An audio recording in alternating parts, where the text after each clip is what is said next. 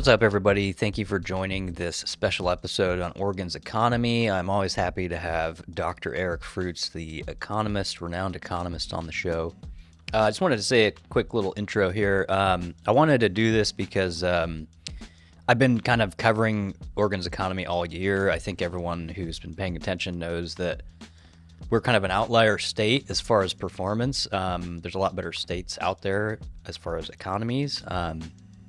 And it's a theme I try to talk about a lot. And the news came out this week or last week when you're seeing this that Oregon has one of the highest unemployment rates in the nation. It's something that I've been talking about on the most recent episodes, specifically about Multnomah County and how that drags the state down as far as employment and overall economy. So it's also something I call the tax matrix. There's just so many layers of taxation in Oregon. Burdensome taxation for businesses and individuals that create an anti-economy environment is what I call it. Anyway, I just wanted to kind of set that up and also say, because this might be my last episode of the year before Christmas time, I just wanted to thank everyone for watching all the episodes this year. I typically do one a week, so that's, at least around 50 a year typically. So and I wanted to, say real quick that I've said this in the past too, but I don't make any money off the show. In fact, I lose money. It's all kind of a passion project for me. I just love having these conversations, and I think people enjoy it too. That's a message I get from a lot of my guests, is that it's a very open table here, and people approach me all the time about having conversations that I would have never thought of. People that I have no idea how I'm on their radar reach out to me all the time. So I just wanted to thank you for that. And, I've never asked for money. It's something I've been thinking about, is setting up a donation type thing. I do have a Venmo, but I don't really put that out there. But I just tell people the best way that you can help me is just share the show, promote the show, like, subscribe, share it. Follow me on socials, follow me on Instagram, YouTube, all that stuff. And, I hope you guys have a great new year, and I have some huge guests coming up in 2026, so stay tuned. I'm so happy today to have back on the show Eric Fruits, Dr. Eric Fruits, Ph.D. Glad to be here. That's like a little intro for you. I was just say you mentioned the first one of these we've done without Kristen. She'll be back. We'll do another one, or maybe we'll go on her show. But we just kind of threw this together in short notice. So, thanks for doing this. We're going to talk about Oregon's economy. There's been a lot in the news recently about the state of the economy. I've been talking a lot about it. Excuse me. Actually, and there should be. There should be more in the news. And actually, the very last episode I did, I just put the graph of Multnomah County's employment, and they've been in negative employment for 10 months, which is crazy to me. Yeah, it's nuts. So, and you did a bit of article, and that caught my attention. So, I wanted to ask, this kind of put me on the spot, but I just thought of this question this morning. What would you give like a movie title and a letter grade for Oregon's economy? A movie title? Yeah, if you can't think of one, that's fine, but letter grade and movie title, I was just thinking if there's like a funny, like... Yeah, you know what? And I just saw it recently. It would be some version of Shaun of the Dead. Okay. Right? Okay. It's kind of a zombie apocalypse. If you watch the beginning of the movie, right, the main character is going about his day normally. And if you look in the background, you start seeing the zombies doing zombie things, but he's completely oblivious to it. It's just going on in the background. And it isn't until they start coming to his house that he realizes, oh my gosh, something's going on, right? He walks into a store, and the store owner's already become a zombie, and he's gone, and he just gets whatever he wants, leaves his money on the counter, and walks out. And so that's how I feel that a lot of the politicians and policymakers are in Multnomah County and the state more broadly, is there's all the zombie apocalypse happening all around them, and they're still walking around as if nothing's going on. Yeah, pretending like it's nothing. Right. Yeah. So letter grade, where we are now, it's kind of like Oregon's academic achievement, right? We started off really well. I would say we were at probably an A minus when I moved here about 20 years ago. We were probably an A minus, and now we're heading into we've got a solid D right now, Okay. but we could be heading into F territory. And my concern is I used to teach at Portland State quite a bit more, right? You hear the students say, well, D's get degrees, right? And I think that's the attitude. It's like, yeah, we got a D, but at least we're not failing, right? But we're almost there Okay. in the F It's territory. a downward trajectory. I think right we are now. on a downward trajectory, which is all the more amazing. I know there's a lot of angst about the economy right now in the United States, but we are still technically in an expansion, right? The economy's booming. I just saw a story in the Wall Street Journal that employment numbers may get revised downward because there's some suspicion that maybe the Trump administration is goosing the numbers. Inflating.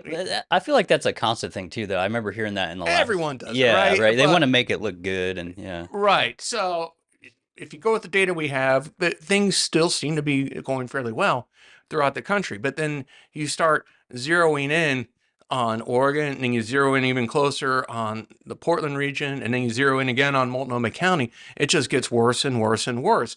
I see, I'm on Twitter quite a bit, and you see people who post these maps where they have, they have a picture of all the United States, and they have some number like, I don't know, job growth or incomes. And you look out there and you say, well, gee, whatever measure it is, the West Coast is kind of worse off than the rest of the country.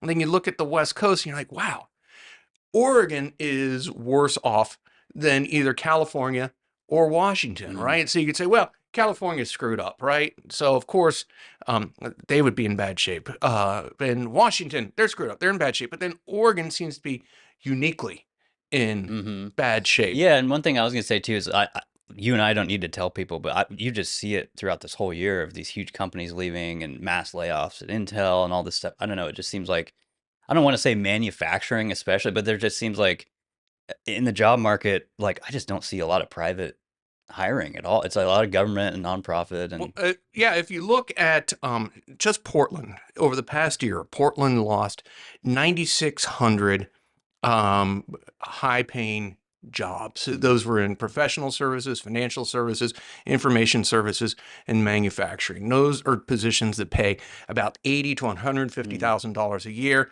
Some studies suggest that those workers probably support anywhere from 2 to 4 other service workers throughout the economy with their own spending. So when you lose some of those, it does have a ripple effect throughout the economy.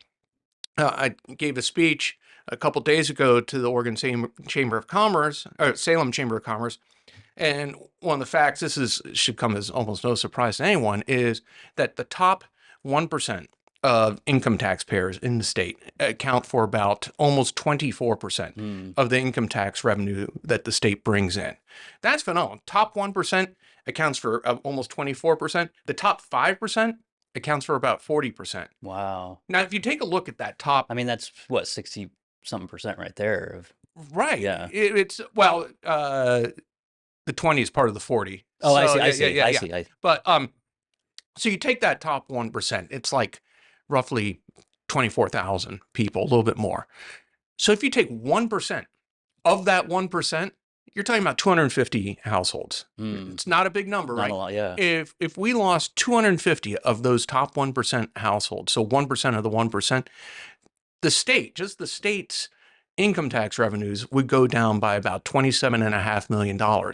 We don't need to lose a lot of those people to have real fiscal impacts. And so when you hear people like Jessica Vega Peterson at Multnomah County saying, well, there's not a lot of people leaving.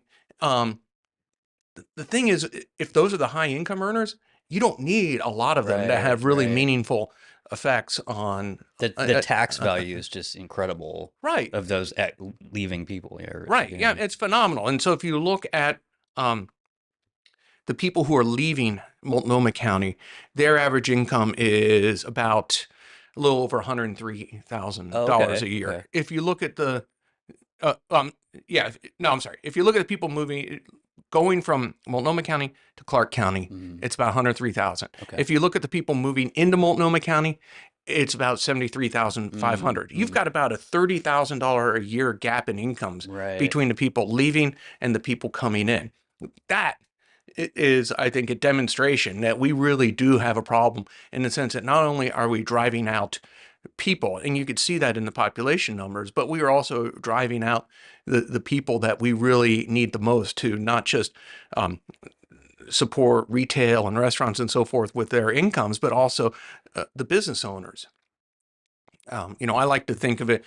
I like to play this game where you imagine we're a new state right now, and all the wagons are coming out. We're starting with a clean slate. Right now, where we are in the state of Oregon, if you were loading up your wagon from somewhere else, would you actually decide that Oregon is the place you want to come to, right? Yeah. You look at the list, you got a spreadsheet and you say, well, gee, do they have good schools? No, they don't have good schools. How about their taxes? Oh my gosh, their taxes are terrible. And if you look at Portland and Multnomah County, taxes are even worse, right? And that got a lot of attention. You and I and people like us have talked about it for a while, but it got a lot of attention recently because Tim Boyle, what's it called? I forget this. The CEO or the chair of Columbia Sports. Yeah, he had a big clip or they did a press conference about that. I think I was with the governor, but it drove me crazy because I'm like, people like you and I have been saying this forever, that we're second only to New York City for the highest tax bracket. Right. And so you look out there and you say, well, gee, why would I move out here? And you listen to these people who like to tout what's known as the second paycheck argument. They say, oh, Oregon is so beautiful. Right. And it is beautiful. Yeah, last year, my son was moving from DC back to Portland. We drove all the way across country, and it's just stunning that, hey, there are beautiful parts of the country. Driving west out of Denver through the Rockies is just beautiful. But man, when you hit I-84 and you're driving through the gorge, I mean, that is easily one of the most beautiful drives in the country. I mean, so you can't dismiss that natural beauty. But it turns out there are a lot of beautiful places in this country, right? Denver's beautiful.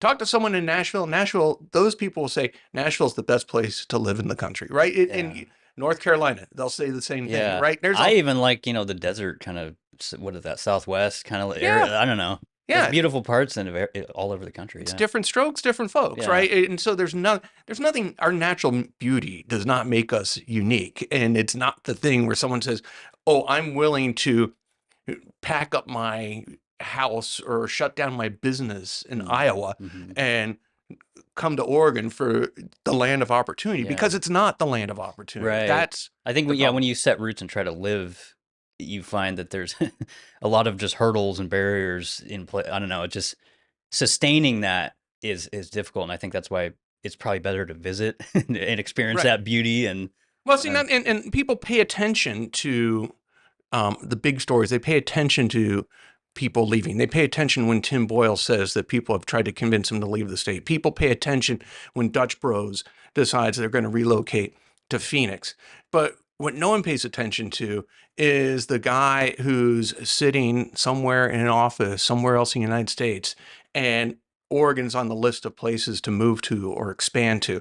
And then he just crosses Oregon off the list, right? There's no press release that says we crossed Oregon off the list, right? Yeah. And so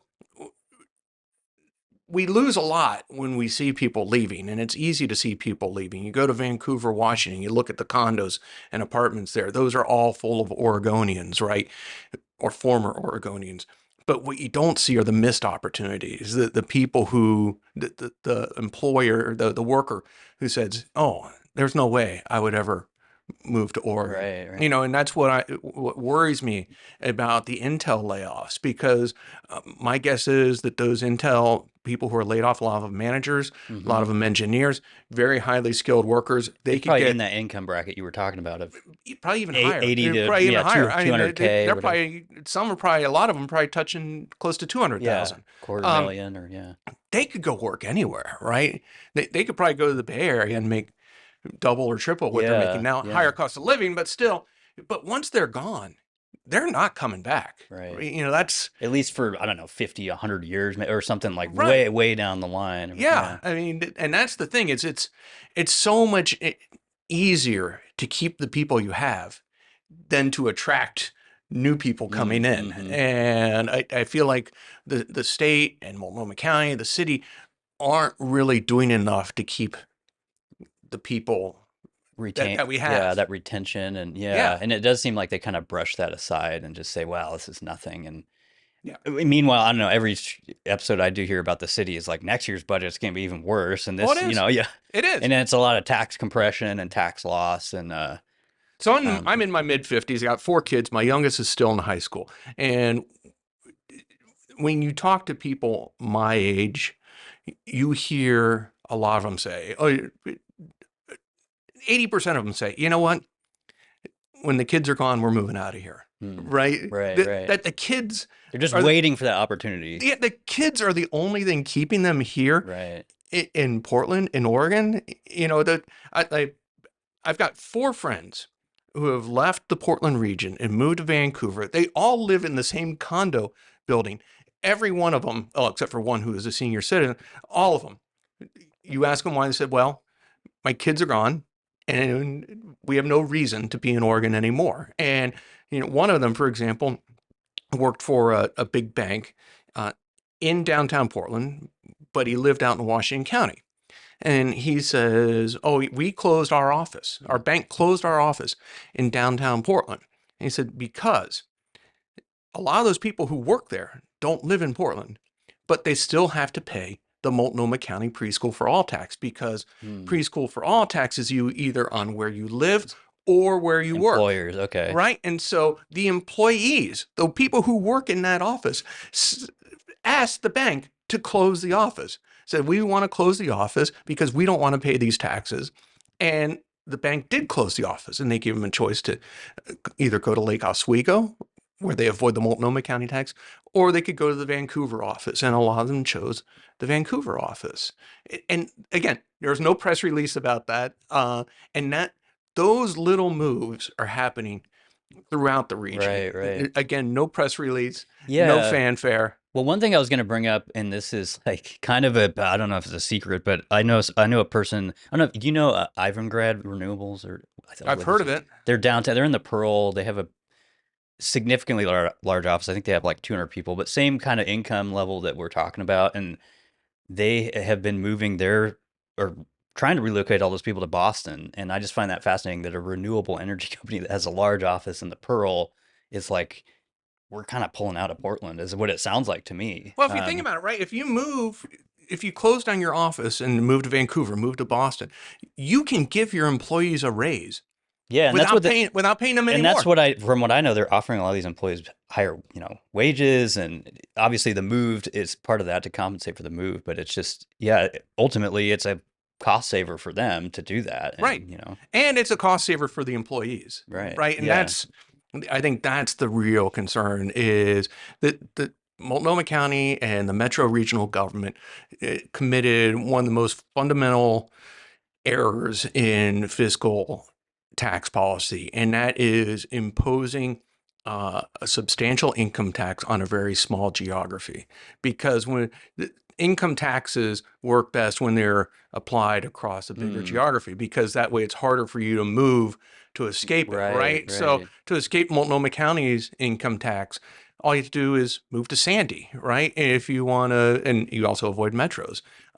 If you want to avoid Oregon's income tax, right? Portland is kind of in a not unique, but a pretty close to unique situation, in that we have high income tax Oregon, literally across the river, a 10-minute drive hmm, away, to avoid that, right? So I was talking to someone the other day from Seattle, and Seattle's in bad shape in terms of trying to impose new taxes. They want to impose a new wealth tax. And I said, well, the Seattle is in some sense lucky, because if you left Seattle, where would you go? Right? as far as Washington You're State. still in the Seattle area. Oh, You're I see. still in Yeah, I guess. Washington State, Yeah, right? yeah. But in Portland and Multnomah County, you can avoid those taxes by just making a 10-minute drive. You could still do your shopping at Costco across the Yeah, river. yeah, You could yeah. go to Cascade Station, right? You get the best of both worlds by moving across the Yeah, river. because And you get that's, that double of or county and state yeah. difference. Yeah, one of my guests, Noah, he's a president of WFG title. He brought that up on here, and he claims, I believe him, it's the largest tax disparity in the contiguous counties across the country. Oh, I Because believe that.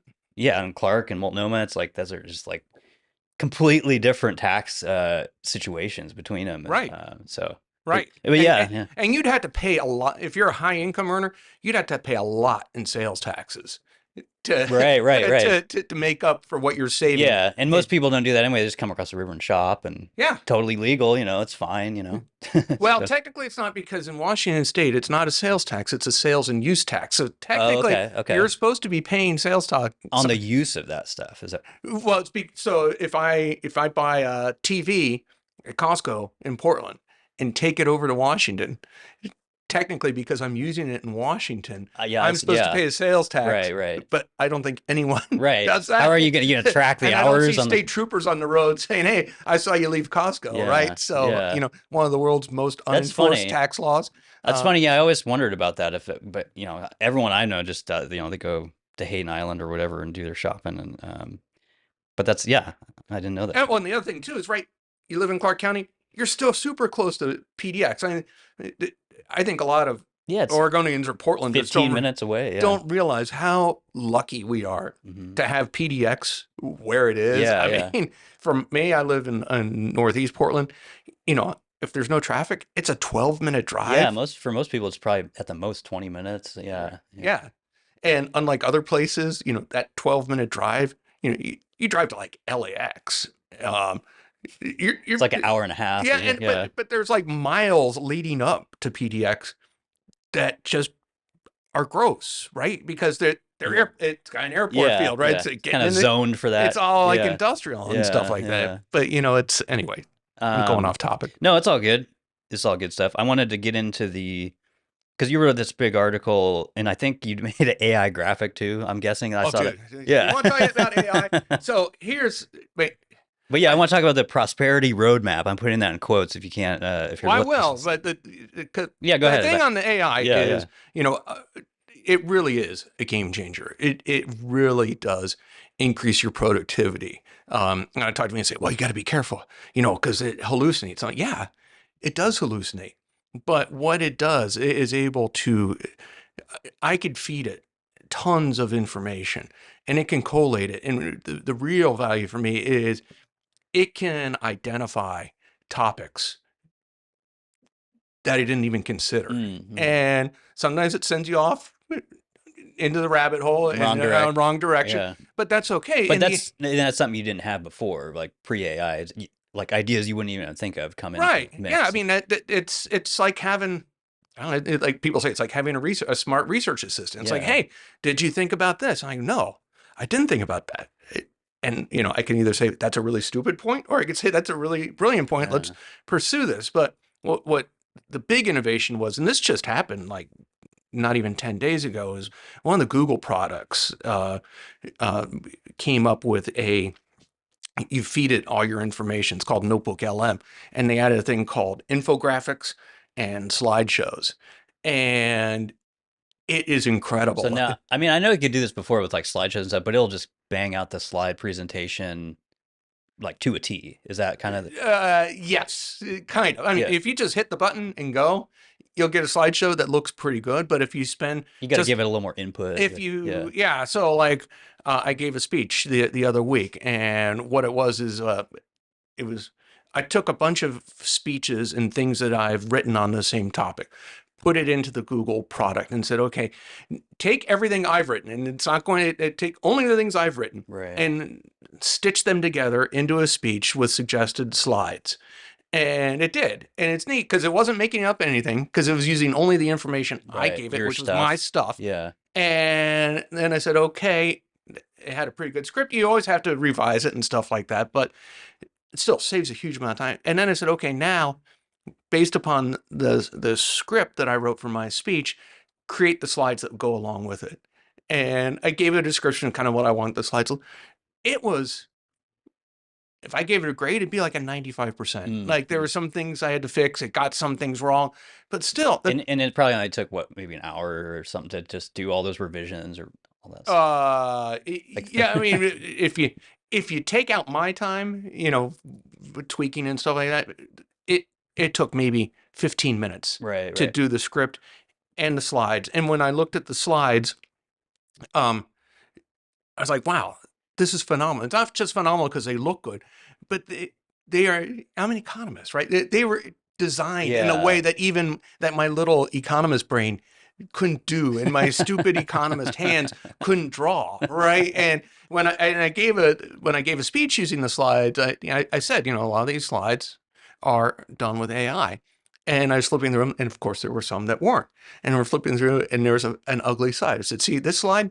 This one's ugly. This is the one I made, right?" And right, and so it's a huge productivity boost. And so to get back to your roadmap, for the header of the article I wrote, and I could put the image on. yeah, I just what I did is I took the roadmap, took some stuff that I've written about that, and said make an infographic of All what this I'm stuff. talking Yeah, about. yeah. And the thing is, it's so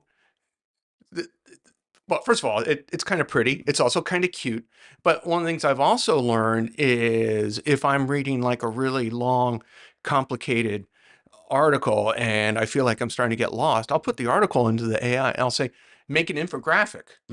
And Just more of a visual way to. it's a visual way of just saying, oh, okay, here's, a lot of, an infographic, it tries to connect the dots. Yeah, it's kind of like here's the article in data form kind of thing. Yeah, and visual. And so if you're a visual learner, and I'm not really, I'm more of I like to read more, but still, there's a lot of people who are visual learners. I'm like, wow, this is actually, it could be a game changer in terms of getting information out and trying to digest information. For sure. Because it'd be nice even if on articles there's just a button that says, make what you just said. Make an infographic. Yeah. Yeah. And then you can probably do that already. It can. It can. So anyway, going back to the roadmap. So this past Monday, so that was December 8th, I think it was December 8th, because I don't know when you're going to run this yet. December 8th.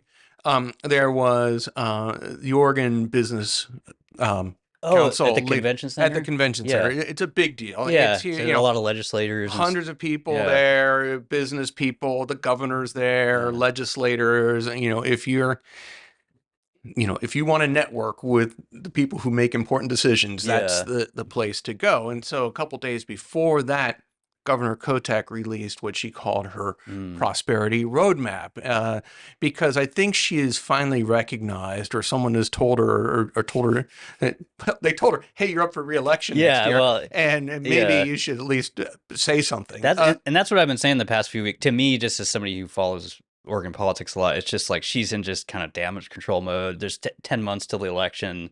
She's got to start setting up some image of wins with the economy. Yeah, I don't know. Which I think she's the least popular governor. I think it's way too late to be doing that. As far as what are you going to do in 10 months? Like the story's already kind of been written about the economy. So I don't know where that's going to go.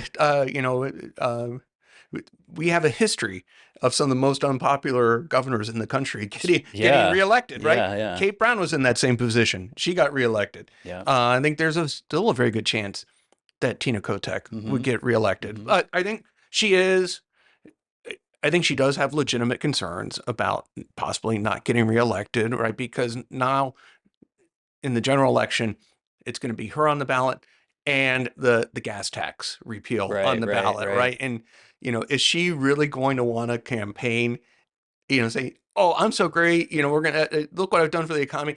I raised your gas tax, right? Well, there's no way to walk away from it. Yeah, and now a lot of people, I would say for sure, she did that now by executive order. She did that weird, this was, I don't know, a month ago now or 3 weeks ago, where basically after the momentum of the signature gathering, she did this thing that raised the gas tax just through her own power. Oh, I gotta look. I'll put a headline about it, but I just saw that as a way to be like, well, we're gonna do this anyway. I don't even know how that's legal or how that works, but I'm not sure either. Part of her climate emergency thing, and I don't know. It was related to that. She said it was a climate thing, and we're just gonna raise the gas tax, and so I'll have to look at that. So anyway, she. Leading up to this leadership conference at the convention center, so it was last Thursday or Friday, she released her economic prosperity roadmap. And, I looked at it, I'm like, I feel like I've seen a lot of these before, right? And so I started poking around. I'm like, is there anything new here? And The short answer is no. Okay. Because I haven't looked at it. I'm just curious. Yeah, it seems just from what I've heard about it, just is more bureaucracy and things like that. But I don't know what's in there. I don't know. If you pull it up, we could read it now because it's 5 pages long and one of the pages is blank. Okay. So is it one of those that says this page intentionally left blank? Kind of. You could tell it was kind of designed to be like folded or something, or maybe printed double-sided. So is it an actual map on there? Map? Like a visual map? You're funny. No. I mean, she's calling it the. No, I'm just kidding. No, it's a lot of pablum. And so the funny thing is if you look back on, I can't recall all of the details. Pull it up. You know, the headline that people are reading is that she's going to appoint what she calls a chief prosperity officer. Oh, wow. I'm surprised someone hasn't called it a czar yet. Yeah. I'm guessing that's a highly paid position to. Oh, it will be. To fix the economy. Yeah, a chief prosperity officer. Then there will be a prosperity council. I feel sorry for anyone who has to. Oh, I see the blank page you're talking about. Right? Yeah. It's just a nice gradient of color. See, people think I'm making stuff up when I say stuff like that. Like, no. It's 5 pages. One of them's blank. I do like what I like about this stuff is I do use the AI overview a lot now because it'll just summarize like bullet points of what's in there. So what's it say? So it says prosperity officer, prosperity council, fast track program. Yeah, fast track. We'll get to that. Targeted tax relief. Targeted.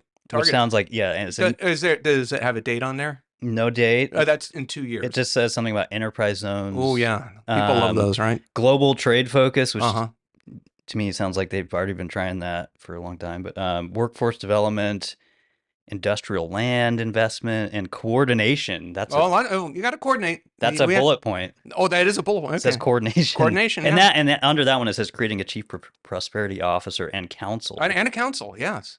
Yeah. So too bad it's not a blue ribbon council. I don't know how many people are on that council, but it'll end up being eight people. It'll be like 30, and like you'll have like 3 of them will be business people, and then you'll have like a lot of advocates. You'll have some nonprofits, a lot of nonprofits, and then you'll probably have someone from like local government. And then a bunch of union people. Not a lot of private sector folks. No.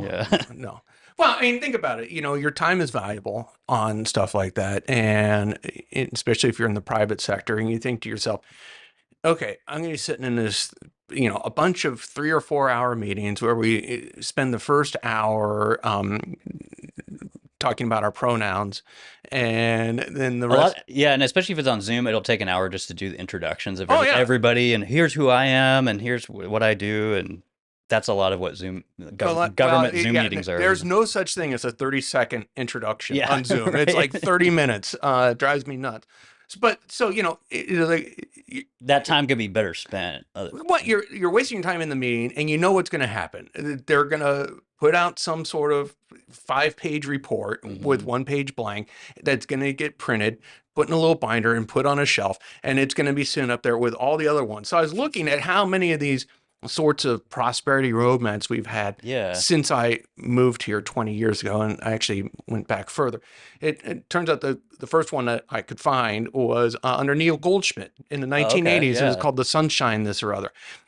Had almost the exact same stuff in there. And if you go through every governor, you go through Goldschmidt, you go through Kitzhaber's first term, Kitzhaber's second term, Kulongoski's first term, Kulongoski's second term, Kitzhaber's third term, Kate Brown's first term and second term, every one of them had something like this with almost the exact same stuff. Was it also around election time? Or well, it's always, there's some sort of crisis where people say, Oregon sucks for business. We got to do something. Like, yes, we do got to do something. And it's always the same thing. If it's not a prosperity council, it's something else that's like that. It's always going to be, we need to do something about land use, but not actually change our land use rules. We just got to streamline permitting, right?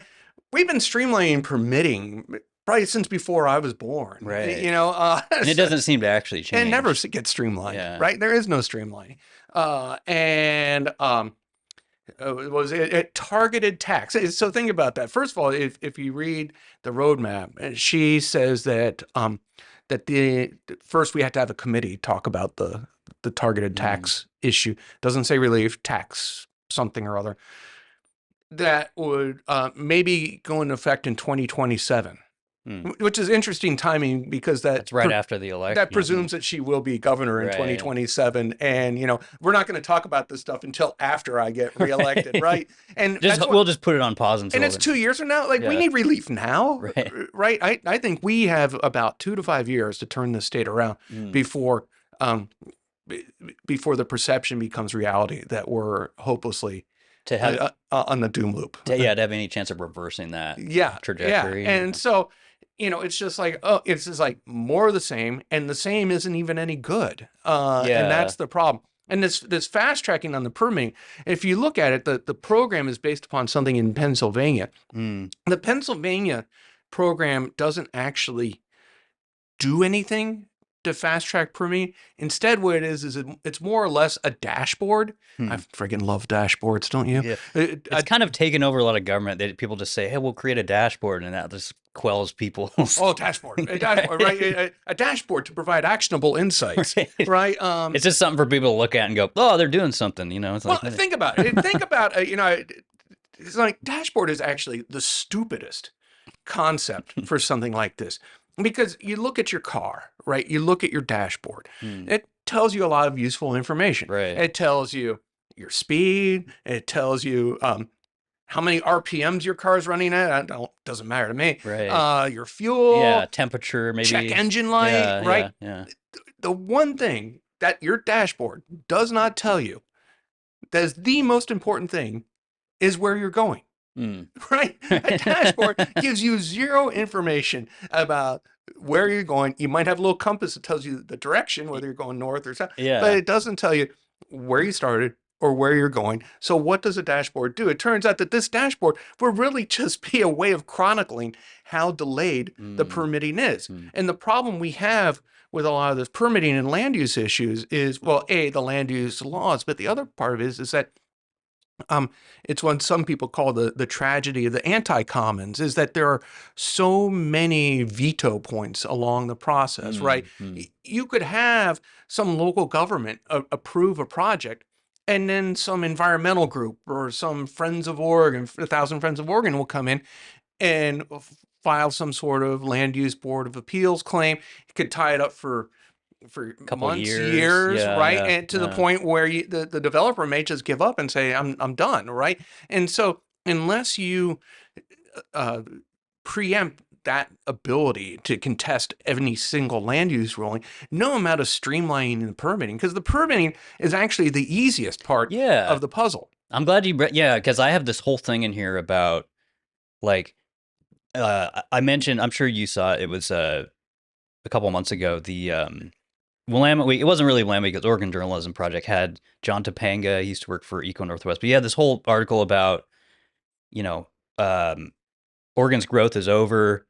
We were kind of built in this mindset of Tom McCall and anti-growth, and now that we're losing folks, like we just talked about for 30 minutes or whatever, we're still in that mindset, and all our land use laws are built around that, and we're not changing any of those. So like you just said, the permitting part's easy. Yeah. We really got to dig into this land use stuff, and that's they're not even talking about that change. Yeah, and John Toponga's point is really well taken, because when I moved here 20 years ago, we were still in that mindset. So I mean, it kind of started in the 70s.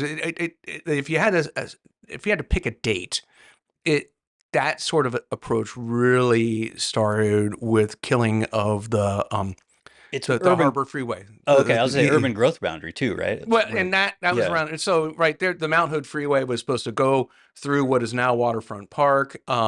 And Oregonians said, no, we don't want a freeway along our waterfront. And so they successfully fought that. And I think a lot of people would say that was good, although I'd much rather see development on our waterfront than what we have. But that's because I'm a nut. I would want to see that too. Yeah. But you put that in there, and so around that same time was also when we got SB 100, which is our land use rules. It's funny because at the time we weren't really going gangbusters in terms of economic growth. I mean, we had a huge boom during and after World War II because of all the shipbuilding, but still, there was this concern that we needed to engage in what is known as smart growth.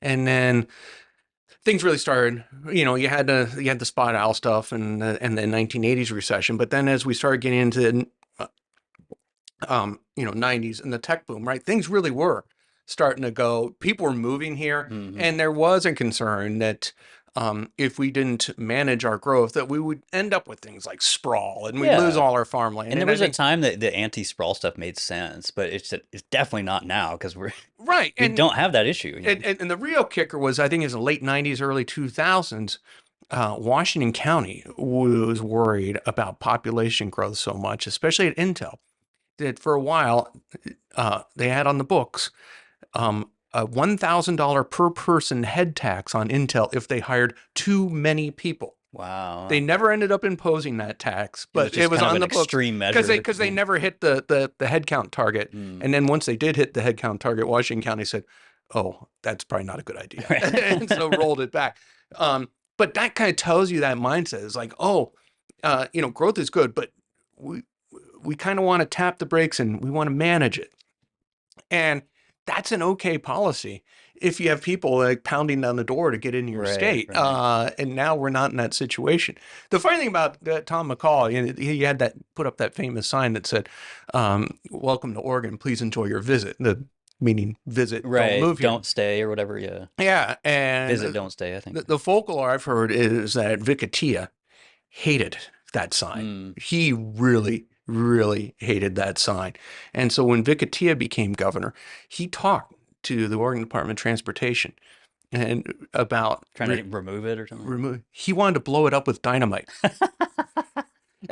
and that would have been kind of cool. The Oregon Department of Transportation had to talk him off of that. I mean, he was serious. Like, he really wanted to, like, as a press thing, to blow up the sign. Yeah, because his approach is, there's no such thing as too much growth. He's kind of like, F that. We'll just grow. Yeah.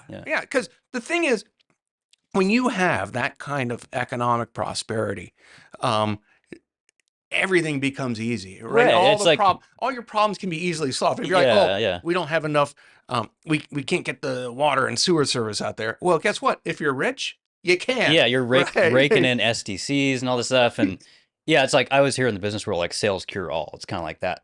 Thing of like, you got money coming in, so you don't have any. Yeah, it's a lot easier to do stuff when you're rich than when you're poor. Yeah. and that's the problem is now, not only is Oregon's poor or getting poorer, but it hasn't adopted the poverty mindset yet. Where the poverty mindset is like, we got to figure out a way to save money. We got to figure out how to turn things around. As a state, they're still spending. We're acting like, the problem is, I think that a lot of our policymakers, it's wishful thinking. They think, oh, this is just a blip.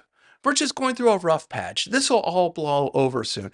But the thing is, if you look at Oregon and Portland, the world is moving on without us, right? The United States is growing. Other regions are growing. We are the ones who are stagnating. It's not a blip. That means that there's something structural and fundamentally wrong with whatever we have done to our state. We have no longer become attractive, no matter how beautiful Mount Hood is. And that's the real concern that we should have. And it's one thing I try to talk on here about, because, I always talk about state competitiveness and like these other states are doing arguably great right now. And I think a lot of people here, especially because we're in this bubble in Portland, they'll just say, well, it's the current president's fault and it's the whole economy.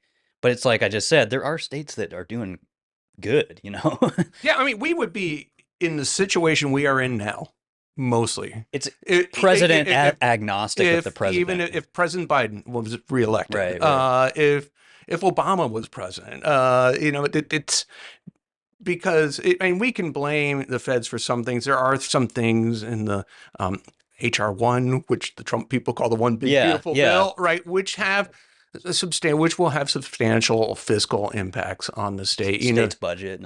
So I mean, if you look at things like how they deal with SNAP or food stamps, Mm-hmm. right? Oregon is going to be punished really hard for that because we've been giving away more food stamps than we should. In other words, what the law mandates. The way that that they're going to dial back on Medicaid, so the Oregon Mm-hmm. Health Plan is going to be a big deal. Those are huge impacts. What's interesting on that, I don't want to get too into the weeds on the budget, but if you look at the July revenue forecast from the state, they said, oh, HR1 is going to have a huge fiscal impact on the state because of what we just talked about. Also, because there are some big tax breaks in there. Then you go to the most recent forecast for December, and they say, oh, actually, it's not as bad as we thought, Hmm. because it turns out that a lot of those tax measures in HR1 are actually boosting economic growth, right? Because Right. they're Tax incentives for the tax incentives individual. for individuals, and also for businesses to encourage investment and job creation. And they're like, it may not be as bad as we thought. And so right now, the current budget projects that the ending fund balance will be negative by about $63 million. The bad news is it's negative, right? The good news is it's $63 million, which is tiny. When you talk about general fund budget, which is only a small part of the total, but a general fund budget that's, in the 30 to 35 billion dollar Okay. range, Yeah. Yeah. being 63 million underwater is not that bad.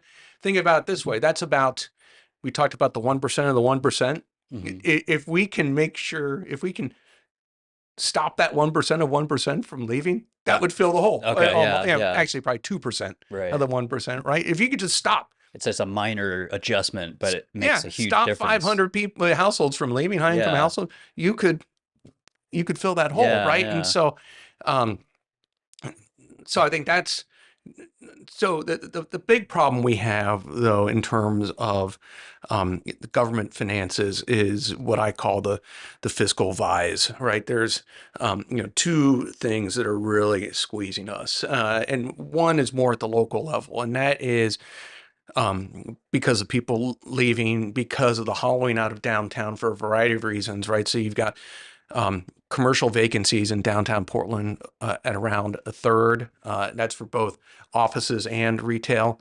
You have Big Pink that sold for 12 cents on the Yeah. dollar, right? And when Big Pink did that, all the other commercial property owners probably marched down to Multnomah County and said, we want that too, and asked for a reduction in their property tax revenues. Mm-hmm. That's a big squeeze. And so That's tax compression, basically. the tax compression, yeah, and because of decreased property values.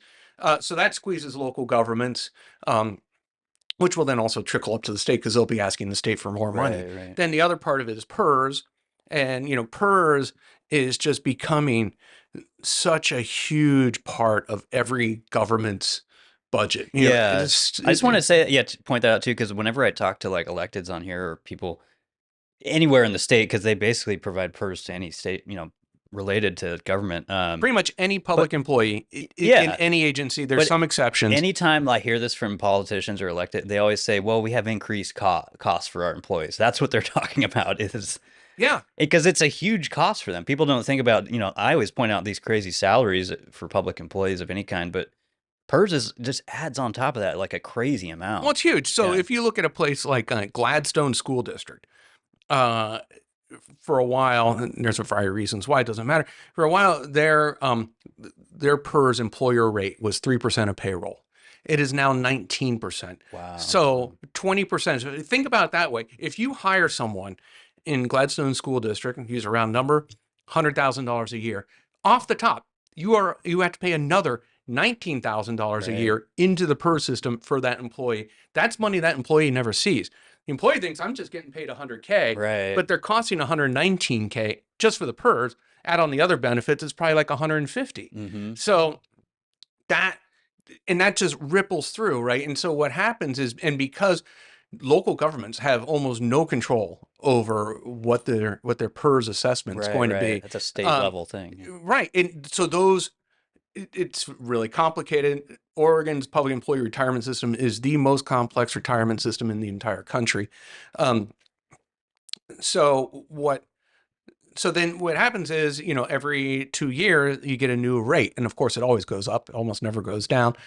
And what happens is that takes priority over everything else, right? I don't care if you're sitting in the Portland City Council and you're looking at your budget, you don't have as much wiggle room as you think you do, because Right. just the employee stuff is going to automatically ratchet up, which means then you have to figure out what services you're going to cut to fill that hole, or what taxes you're going to increase to fill that hole, right? It's what I call austerity on autopilot, because you can't. We could go vote out every single one of those city councilors and replace them with someone else that we think is serious or whatever, and they will Right. they will be in the exact same Yeah, that position cost is still that going to these be going. there. Yeah. Yeah, so Yeah. it's always there. It's out of your control as a local government. And if I was a local politician, I would be down in Salem every session, just relentlessly hammering the legislature to fix PERS. Because you get a crazy person like me, economist. I'm a noisemaker. They won't listen to me. They won't listen to you. They won't listen to Tim Boyle. Phil Knight says that PERS will sink the state. They don't listen to Phil Knight, but maybe, just maybe, the people they will listen to are their friends who go to the little cocktail parties, who are their local electeds, who might be their colleagues in the legislature someday, and they say, "Look, you're killing us." Maybe they'll Yeah. listen and fix Right. PERS, but Yeah.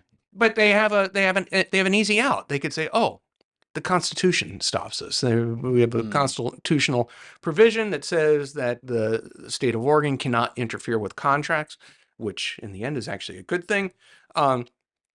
But Oregon Supreme Court, a long time ago, decided that PERS benefits, even though they're determined by the legislature, that PERS benefits are a contractual agreement between the employer and the employee, and therefore the legislature can't change the benefits to existing PERS beneficiaries, because it would break the contract. And so that's an easy way for electeds to just wash their Right. hands. Right. Well, it's saying, Say, what can you even do about it at that point?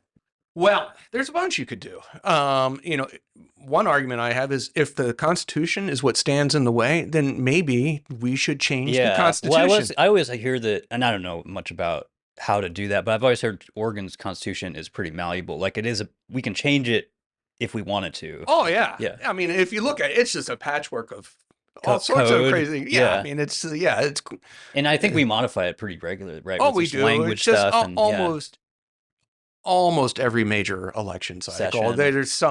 There's some tweak or something. It's some amendment. I shouldn't say always, but it's quite frequent. And so one thing you could do is just stick a provision in the Oregon Constitution that says something more or less of, legislatively determined retirement benefits for purposes of are not considered contracts. And what that does, that doesn't do anything to change PERS, but that then allows the legislature to, you can kind of set those rates a little bit. yeah, then they can make the adjustments without saying you're breaking a contract. The other thing you could do, if you don't want to change the Constitution, it's an uphill battle, and to be honest, I think it would lose, because if you think about, I forget what the numbers are, but there's a huge number of PERS beneficiaries out there. It's in the hundreds of I was thousands. just going to think, it's probably at least 100,000, right? Yeah, because you think of, every state and local employee and every former state and local employee, right? Because they're getting benefits still. And a lot of them are married. Yeah. A lot of them have kids. So if you look at the people who are closely connected to PERS, either directly or like would have an impact on their family. Yeah. The amount of outgoing payments is pretty incredible. Yeah. PERS touches a lot of people. And if you got rid of PERS, if you zeroed it out, it's like you guys don't get it, a lot of people would be affected. So one thing that the Oregon Supreme Court says is, one thing is you can always change benefits going forward. But you can't retroactively do that. The other thing they say is, if you make a change that doesn't make anyone worse off, then you could do that change. Okay. So my wild and crazy idea is, right now we've got about a $30 billion unfunded liability. That means if we liquidated the PERS system and took the assets we have and paid out everyone who gets a benefit, we would be underwater by about $30 billion. Okay. So what we can do then, my crazy idea is, why doesn't the state issue, say, 30, maybe $35 billion worth of bonds, take that money, and then buy out everyone? You Just pay, kind of level out the system. you look at them, you say, okay, here's what the value of your PERS account is today. We're going to give you that amount, plus make them better off slightly, plus another because it's an improvement. Yeah. Give you a 1% bump on that. Take that out. You could do what you want. If you want to roll it over into an IRA, if you want to just cash it out and draw it down yourself, you could do that. And then we are out of the retirement system game. Done. Or what they could do then is close down PERS system, start up a 401k type program. For them, it'd be like a 403b. Set that up and say, okay, you can roll your stuff over into the 403b. You could cash it out, put an IRA, or just cash it out and keep it. It's done. There is no PERS system. Our job now is just like any other employer. Like, I got a 401k where I work. They say, here's the system. You sign up, you tell them how much to put in it, and you're done. And I think in some ways it sounds crazy, but it's actually the cleanest way of doing it. You don't have to change the Constitution. It will be expensive. Paying down that $30 billion in bond debt. But as a future-looking thing, you've solved the insane cost-eating issue that we're facing. And immediately, every local government is then free. Can you imagine how much money is freed up? You don't have this burden. You could probably hire more people if you need more staff. I mean, it would be immediate. And you would have some PERS beneficiaries. I wouldn't recommend it from a financial standpoint, who will take that money and won't roll it over into it. But they might start spending it. And can you imagine how much economic activity you would have? It's like a big stimulus. Yeah. It'd be a big stimulus, right? And you might be some people might be able to buy a home or something, or even pay for medical expenses and that sort of stuff. And the real beauty, and this is where I think it would work, is currently under current Oregon state law, PERS benefits, when you receive them, are not taxable. So these people could, if you kept that interpretation, you could say, look, we're cashing you out. Tax-free income. Tax-free to Oregon. Well, that's why I think if you're younger in the system, instead of cashing out, you'd probably want to roll it over to an IRA or a 403b, because that way you'd avoid the tax liability. But again, that's something that you can decide for yourself. Yeah, it'd be an option. But I think it would be just incredible if you could have a system that makes everyone whole, slightly better off, gets rid of the entire system. I mean, think about how many people are working to prop up the most complex retirement system in the country. We wouldn't need a PERS board. We wouldn't have to hire actuaries to figure out what the PERS liability is, because there is no liability. The only thing is, we've got $30 billion in bond debt that we can pay off over 30 years, right? So you're looking at roughly, it'd be more than it would cost, $1.5 billion a year, maybe. And that's just, you could also use that economic activity that happens in the state to collect more to pay that off. And but the thing is, can you imagine if the city of Portland, Public Schools, didn't have to pay anything to PERS? Now, what they would have to, I don't want to be too optimistic. It would be they'd have to do like a 401k. And there's still matching funds, but it'd be a significant reduction in their cost. Yeah, because for a lot of PERS retirees, the state needs to earn about 6.25% on the investment returns just to stay afloat, just to pay for the program, just to stop the liability from getting bigger. Okay. Right. But if you issued those bonds would probably carry anywhere between a 4.5% interest rate on them. Right now, the Oregon Investment Council, instead of having to make a nut of 6.25%, if they could beat 4%, they're still ahead. That's trying to beat 4% is a lot easier than trying to beat 6.25%. Right. So, and again, it wouldn't make anyone worse off. And it solves this huge issue and throughout this, I mean, from the state down to like the soil and water districts. Right. And I don't think, I guess maybe people, I don't know how much they know, but it's like you said, literally every government you can think of, whether it's a municipal government, anyone who's working for public entity is part of PERS. So it's like Yeah. at every level of Oregon.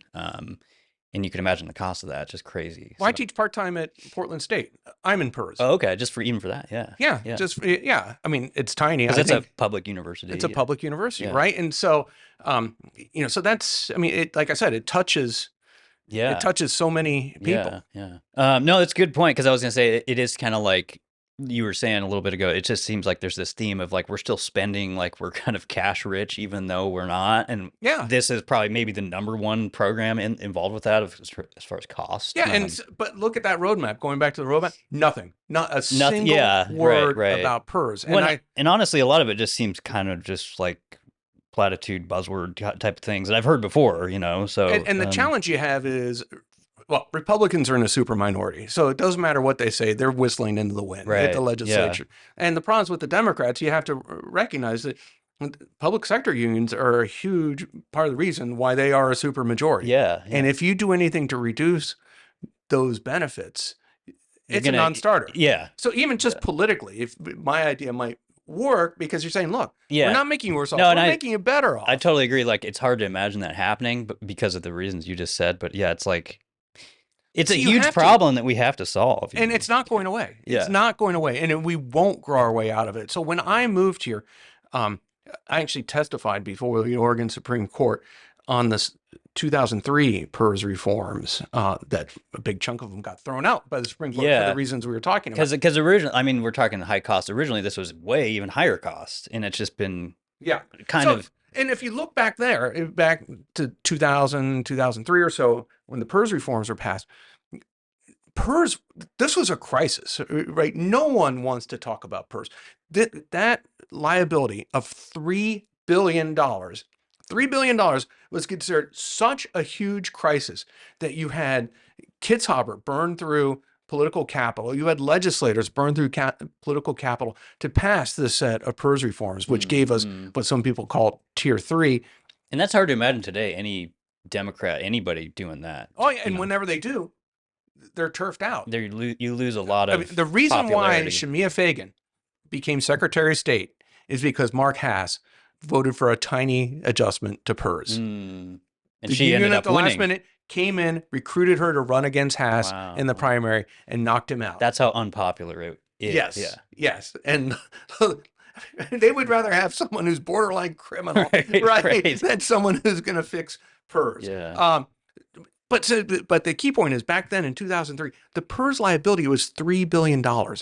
It is now 10 times that, and no one seems to give a shit. Excuse my language. But I mean, that's how bonkers it is. That it's a problem that people don't even want to talk about it. Yeah, and it kind of goes back to the Shaun of the Dead thing you were talking about, where it's like, there's these zombies everywhere. There's a huge problem, but nobody wants to address it. And PERS, like I said, most complicated system in the country. And PERS, from a policy standpoint, has 3 problems. One, it's boring. Right? See, I can see you're falling asleep already. PERS is boring.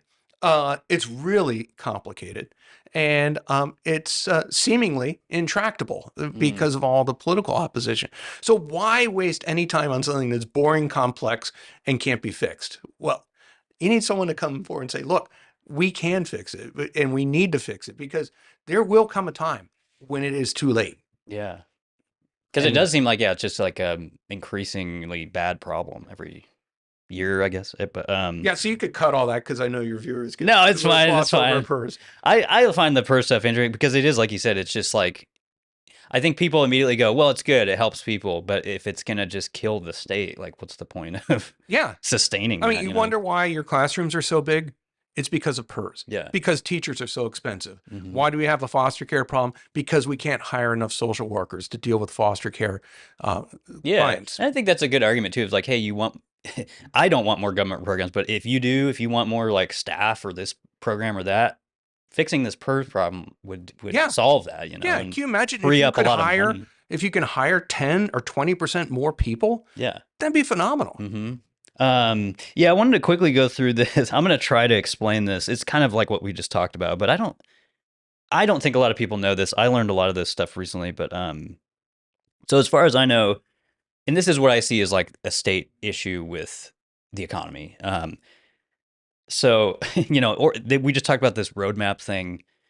uh, which doesn't change any of this. But I wrote down here Tom McCall 2.0 anti-growth because like every municipal government, I think it's over 5,000 population. There's some level there, but any kind of planning, you're required to have a comprehensive plan for your Yes. community, which has to be approved by the state. And they have what they call, you have to report your findings that adhere to their land use laws. And I'm trying to like summarize this. There's so much in here. You also have separately from that a transportation system plan that also has to adhere to these goals of the Yes. Department of Land Use and Conservation. I'll just list off some of they have 19 criteria that you have to that you have to adhere to. And this is for anything. I think also if you do design review for your community, you have to pass through this. But I'm just giving examples of their 19 points. Forest use, citizen involvement, energy conservation, greenways, natural hazards, open spaces, urbanization, land resources, quality.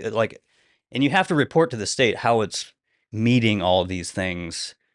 And I don't know. I'm bringing this up because a lot of times, first of all, people will have to pay a consultancy from Portland to present a plan that meets the state's criteria. Oh, that's how Echo Northwest makes a huge amount of their money. Yeah. Is by helping put together those sorts of things. And just to me, I don't see our economy really changing until that kind of rigid system changes. I don't know. Yeah. Does that make any sense? Well, I mean,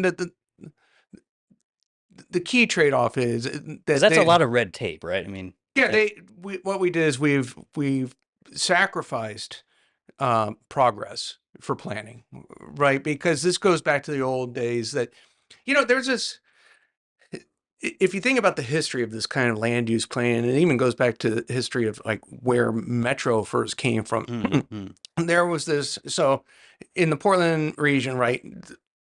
I can't remember, it almost doubled in size during World War II with all the manufacturing and so forth. And so two things came out of that. One, we had higher population than we did pre-war, but we also had this can-do attitude, right? If you think about World War II was like just a masterclass in how much you can get done with planning and coordination, right?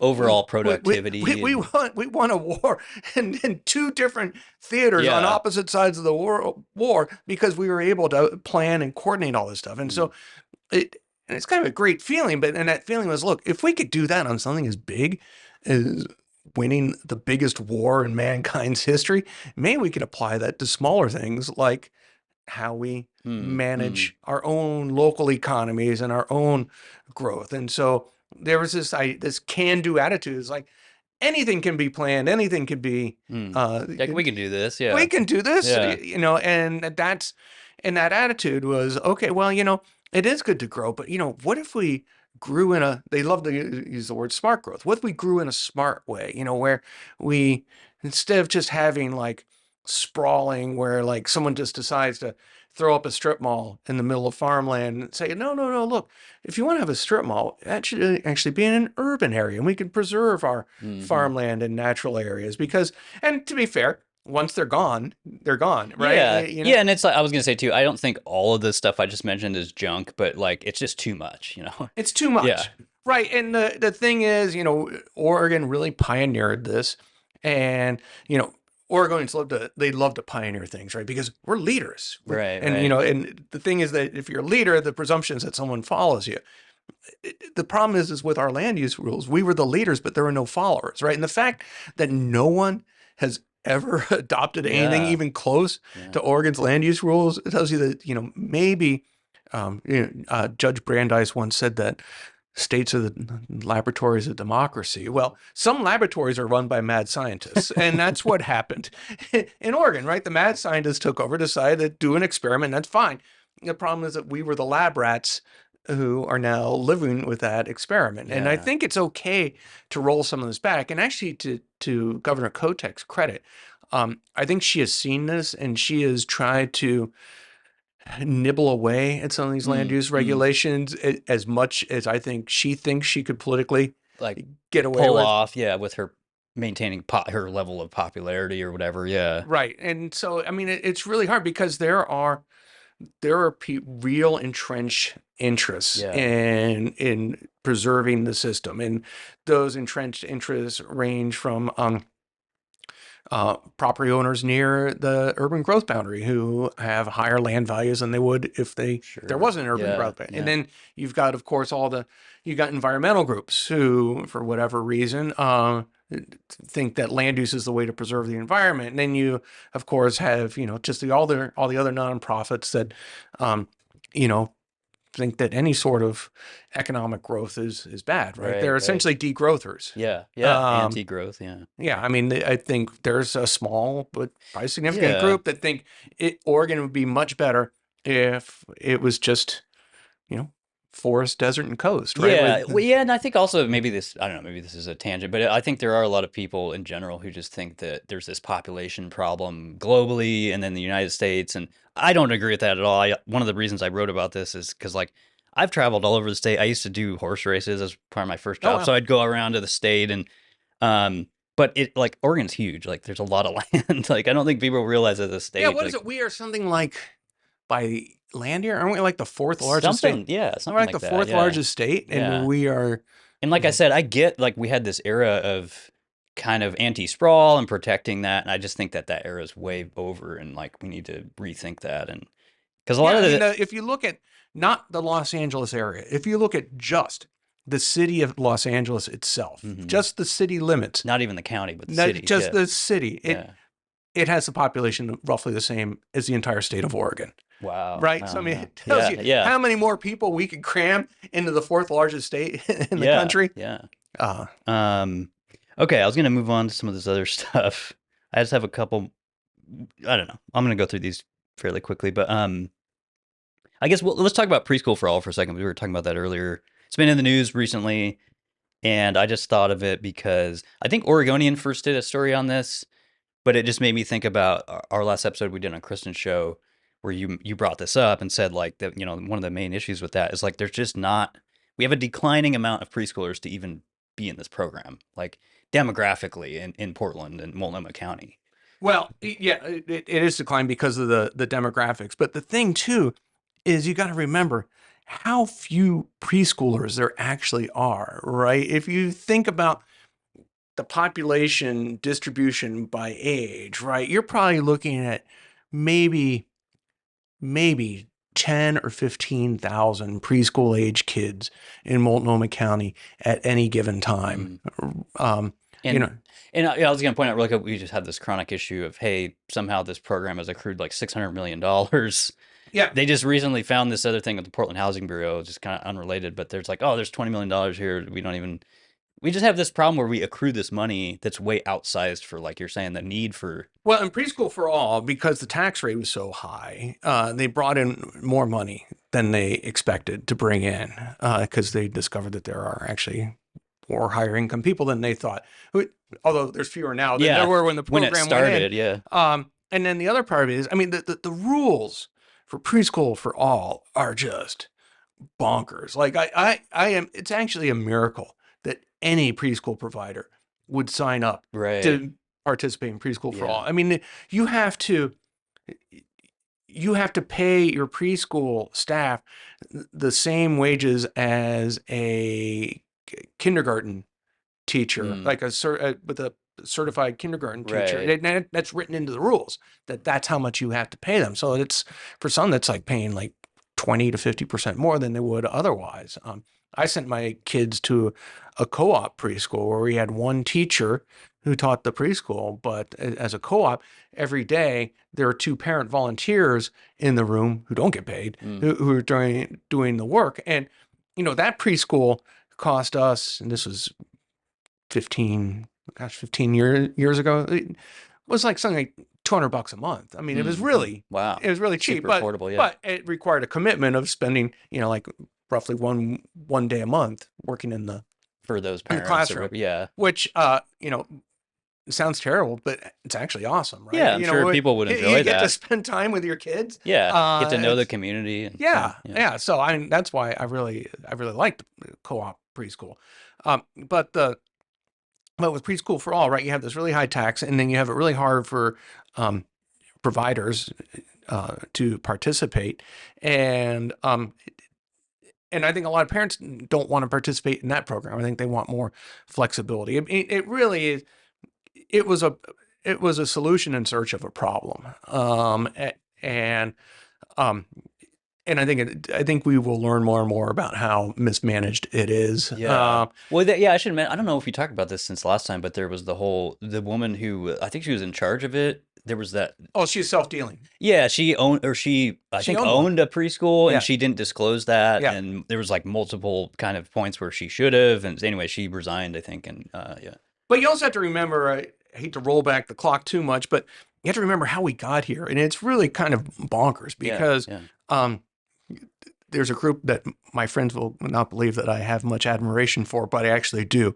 The Democratic Socialists in Oregon are just phenomenally organized. And so the DSA in Multnomah County managed to get a ballot measure, get the signatures, enough signatures to put on the ballot what later became the Preschool for All tax. So, and that's specifically Multnomah County, right? In Multnomah County. Because I always want to bring up too, there's a state program too, right? That does. There is. Yeah. It's all state funded. There's no special dedicated tax. But they organized. The DSA came to Multnomah County and said, "We've got the signatures. We want to put this on the ballot."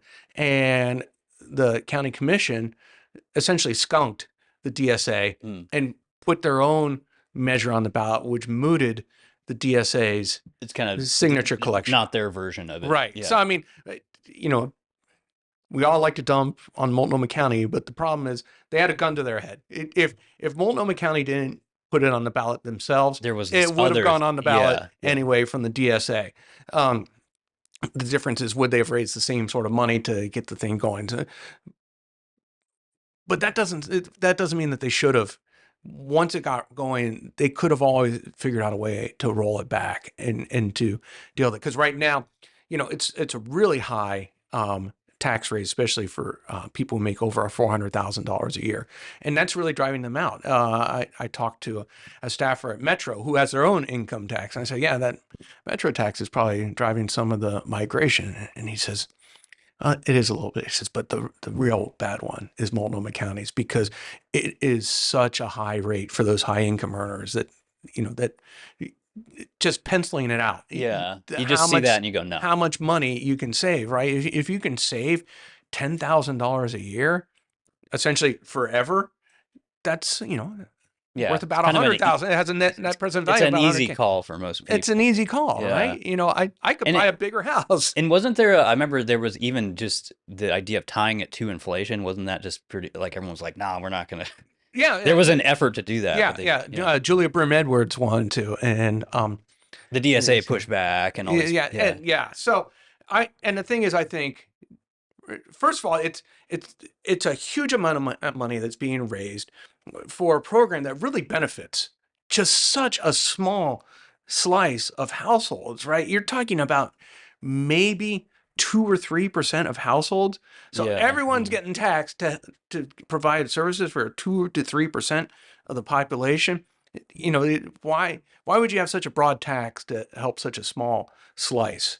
And so I think Governor Kotek was right when she was pushing back in the last session, saying, maybe we should do some sort of state preemption to stop this Preschool for All program. That's right. I forgot about it. She was, trying to kind of fix some of the issues with it, you would say, and that she got pushed back for that. I'm surprised she didn't bring it up in this roadmap thing. But I mean, I guess it's not a state level thing. But. It's not a state level. I hope she brings it up in the short session. I hope someone squeezes that through. I had an idea. Something I posted on LinkedIn yesterday was I used AI to help me, but crafted I could pull it up. A ballot initiative to essentially eliminate the Preschool for All income tax. And I have to say, because I came up with it, it's really brilliant. What it would do is it would forbid the county from collecting any personal income tax, and then it would also, in doing so, would also repeal any existing income tax. And here's the kicker, where I think this is where we can get the votes for it. Because there's a ton of money sitting out there unspent, it would refund the unspent money on a pro rata basis to everyone who's already paid in to the system. So not only would you no longer have to pay Multnomah County's income tax, and there would never ever be another Multnomah County income tax, you would also get Yeah. some of that money back. I like your ideas because they always include economic stimulus, which, it helps the economy, right? I mean, if Yeah. people get money, they're going Because to. think about it. Multnomah County is sitting on that money. Yeah. It is doing nothing. I doubt if it's even earning interest, right? Yeah. Can you imagine if that money came back out? And how much did you say it was? A 600 I million? think it's around 600 million. $600 million. I might be confusing it with PSEF because they're both really large amounts, but So 600 million, you've got what, a population of about 800,000. Can you imagine? This just came out from this November, exceeds 600 million after 2025 fiscal year. Can you imagine everyone getting $750 check? Yeah. I mean, that's like the size of the ones the federal government was doing during COVID and stuff, Yeah. and that's just from Multnomah County. We'll call it the Multnomah County Stimmy. Yeah. Wouldn't that be awesome? I like it. It's it's funny. It's just so weird how, like, obviously JVP, but all the electeds I see, they're just not interested in that kind of economic activity, which is just so weird to me. And I think they want to say that, oh, everything's fine, so we don't need that stimulus, but it's like, yeah, it's clearly not. And they all want to tweak and process. I have a friend who owns a business that requires a lot of permitting. Yeah. And he says what he's discovered in the Portland region is that there is no government worker who wants to be the person to sign off on something. No one wants to be the last signature on a permit because that's accountability. Right. Nobody wants to hold that bag. Andy signed off on that. It's his fault, right? Yeah. So what happens is, you go to like the permitting office and they'll say, oh, you need to go talk to the Bureau of Development Services and they need to sign off. And the BDS guy says, oh, I don't want to be the last signature. You got to go talk to the fire marshal. And the fire marshal says, oh, there's someone else. Oh, you need to go back and talk to zoning, right? No one wants to be the last. Yeah. And so that's, and that kind of attitude trickles all the way up, right? That's why you don't have any, that's why you have blue ribbon committees on things like homelessness. That's why you have a prosperity council. There's going to be like 30 people in there. No one person's making a decision. There is no decision. There's no action plan. So you don't have to take any actual action. So there's no one. It's like, it's not only designed by committee, but it's accountability by committee so that everyone can kind of spread that around. It's no one's fault and no one does anything. Right. And so everything is good. Yeah. Right. Because as soon as you do something, almost by definition, anytime you do something, someone will be better off and someone will be worse off. Right. Yeah. And you'll hear a lot from the ones who are worse off. Yeah. Right. So, you're right. Everything you do, some people like it, some people won't, and it's my kids were young. We watched the movie Bug's Life quite a bit. Oh, yeah. There's a scene where Hopper, the evil grasshopper, comes in and talks to the queen ant. And he says, the first rule of leadership is it's always your fault. And that's the attitude that I think a lot of politicians has. Yeah, right? yeah. If I'm the leader, if anything bad happens, it's my fault. So therefore, doing nothing is better than doing something. Yeah. Because it's not my fault for doing nothing. That is totally something, that goes on up here. I was even thinking with the Preschool for All director thing that we were just talking about. That seems like something, because I don't know, from what I read, that passed through JVP's thing, but she's of course going to say, well, that's not my fault. Like, I didn't. Yeah. So I think what we need to, on that Preschool for All, getting back to the zombies, right? Not only should we kill it, we should do a double tap and make sure it's dead forever by prohibiting Multnomah County from ever collecting taxes, income taxes again. Yeah. I mean, I like that idea. I was just going to mention really quickly. I mean, I probably put the graph up already, but I just find it so interesting. And I guess to me, I just see this as why Oregon is in the economic position that it's in, but I just find it fascinating that Multnomah County is in this employment situation I was talking in, this negative employment. When you look at Clackamas County, Washington County, we shouldn't be. They're doing better than us. We shouldn't be. And we should not. We have a major downtown. We're driving a lot of the state, right? As far as we have a major downtown. We have an airport. a really nice airport. Yeah. We have an actual port. A port, yeah. If someone gave you like a binder and described the portfolio of Portland, you'd say, wow, Yeah, we got a pro sports team. This is great, and in some ways there's just by looking at the flyer, right, it'd say there's nothing wrong with this place. Right. But then you're like, oh, look at all, we got to look at the footnotes. It's you got to, it's almost impossible to get a permit. There's a good chance Boley will shake you down for employment stuff. You've got the Multnomah County income tax. You've got the Metro income tax. You've got the Multnomah County business income tax. You've got the City of Portland business license fee. Wow. Okay. Yeah. I've been calling it the tax matrix. I don't know if that's a good, but yeah, especially in Multnomah County, there's just so many layers to it. I don't know how else to describe it, but yeah, there's Metro, the county, the city, the state.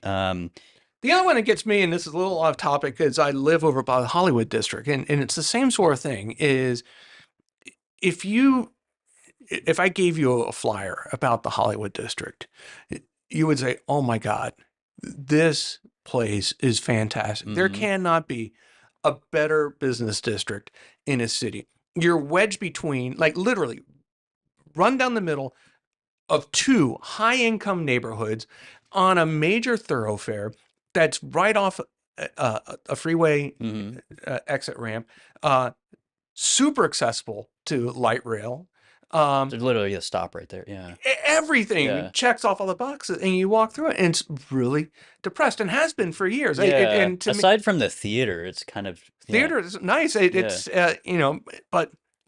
They just had I'll put the thing up. There was just like some sort of game shop that closed out there. I don't know if Well, and the problem is, I think part of it's a mystery of why it's depressed. Yeah. The other thing is, if you look where that game shop is, they said there's a lot of break-ins. Yeah. There's a low income high rise. Oh, okay. Like not even half a block away. And that's near the Hollywood Transit Center. And the Hollywood Transit Center, they're going to put in another low-income high-rise, which I don't think will do much for the Hollywood district. Yeah. But if you go over by that high-rise, the low-income, you'll see broken down cars on the street, hoods popped, wheels off. You'll see a bunch of fentanyl zombies doing the fold. Yeah. And so it's not surprising to me that place had break-ins, right? Because it's a storefront on a corner. No matter how much you draw the blinds, it's just such an easy target. Right. When you have blight, I don't know. But people always for years would even just saying, pointing blight out would push back against. I don't care. It's this basic livability thing, and it just kills cities. If you have that kind of environment, it's not gonna, your economy is not gonna help or be helped by that. So, I wanted to mention really quick, because I've done a bunch of episodes out of it, and I've talked about the success of the no tax Oregon thing. I just think it's, you were just talking about how the DSA was super organized. I was just taken aback by the speed and the organization of the signature collection for this no tax Oregon thing. That was that's I happen to know a couple of people involved. I mean, the thing is the message I think is so basic, and people they want tax relief. I mean, the thing is that they had a lot of opportunity to get things in motion, right? Essentially at the end of the session where the transportation package failed, right? They knew that there was going to be an emergency session to do that, right? And started forming that plan, and you knew it was going to pass out of there, right? Yeah. So they actually had a lot of time to get things ready, and so as soon as the governor, I mean, they were ready to go. They were weeks before the governor. I was actually, when I was doing the episode with Ed Deal and Bruce Starr, that was when we were still waiting for the governor to sign it. So there was this period of not only that, but like you mentioned, the session where they were waiting for the one member to vote because he was ill or whatever. So there was a month or two. So they had a lot, and so people give Governor Kotek grief for waiting so long to sign it. I mean, politically, it's kind of a stinker move. But on the other hand, she's well within her rights. Yeah, I talked about it on here. I'm just they're just both playing the best game they can. Hate the game, not the player, right? Because I would do the exact same thing she did. Right. So they were really, they were organized, and they had time to organize. And so I think even they were surprised, though, at The speed was crazy. Yeah. How quickly they got those signatures. Yeah. That first weekend. I think it was within 10 was days. crazy. Yeah. I was talking to a friend of mine who's a lobbyist down in Salem, and so he goes to a lot of meetings, and he says his biggest gripe with this campaign to stop the gas tax was that he would bring his signature sheets. Does anyone want to sign the no tax petition? And he said, everyone said, no, I can't because I already signed. Mhm. It's just blown away how many people have signed Yeah. this petition already. And Yeah, and in fact, the first time I went to sign, I went to Bison Coffee here, and they ran out of they like ran out. So I was like, oh, I can't do it. And well, I there's did more it. coming because I'm sitting on a signature sheet right now. Oh, okay. So Yeah. I mean, there's no, I did later, like a couple weeks later, I signed it. But you know, I think the thing to look for on that is how the legislature and or the governor are going to respond. Yeah. Because they're in a tough situation. The governor definitely does not want to be in the general election with this on the ballot. Right. And, especially with this roadmap thing. Yeah. Yeah, neither do the legislators. Right. Because remember, every Democrat voted for this gas tax bill, and now they have to defend that, right? Because and every town hall, they're going to say, why should I vote for you when you voted for this? Yeah. Well, and actually, I was going to ask you, because this is what I see them doing already, is they go, and this is the way like it gets reported already, is like a lot of these news agencies and stuff go, well, now it's the roads and the bridges are in peril. And I always just try to bring up to people, there were competing bills to fund ODOT that didn't involve this. So I just kind of look at all that as bullshit. But a lot of times the news will, you know, just from a press conference from the governor or whatever, will just post that out and say it's in peril. So I think if the Democrats don't want this on the November ballot, so they could play some games. One game they can play is in the short session. They could actually pass a bill that changes the election day, because they could, through legislation, they could set an election day whenever they want. Oh, okay. So is there any? They could do it for the primary. You know, they could do it for like do some weird date like June, right? To try to mess with that ballot if it's on the ballot. Yeah, to make it like a real low turnout. Yeah, because it's in a weird so they could do that, and if the midterm went really well for the nation or Oregon in Democrats' favor, they could postpone our election date. Well, but they wouldn't be able. But they had to make that decision in this short session, which ends in February. Okay. The other thing they could do would be, so it's funny because the petition doesn't repeal all the transportation package. I think it's just the gas and the payroll and one other gas, payroll, and registration fees. Yeah. So what they could do is, in the short session, is they could pass a bill that does exactly what this does. Right. And I thought that's what you were going to say. Yeah. And then it won't be on the ballot. And you know, you would think that'd be a popular if you're politically savvy. If I was a Democrat and I was worried about this being on the ballot, I would think about, because it also wastes all that effort. The signature gathering wastes effort, wastes someone else's money. Yeah. It gives the people exactly what they want. Right. And they could claim credit for it and just say, look what we did. Now, right. You know? Right. Huh. So that seems like I didn't think about that. So there's some I don't know if it's. That's probably it's not quite 3D chess. It's something. It's like maybe 2.1D chess. But... Yeah, that's probably what they're thinking about right now. Okay, there's a couple more things here I wanted to talk about. Keith Wilson floated this cutting the Portland business tax. I don't know exactly what he suggested cutting it to, or if it was zero. But I just want to point out for people, Portland has a 2.6% business tax. Multnomah County also has a 2%, right?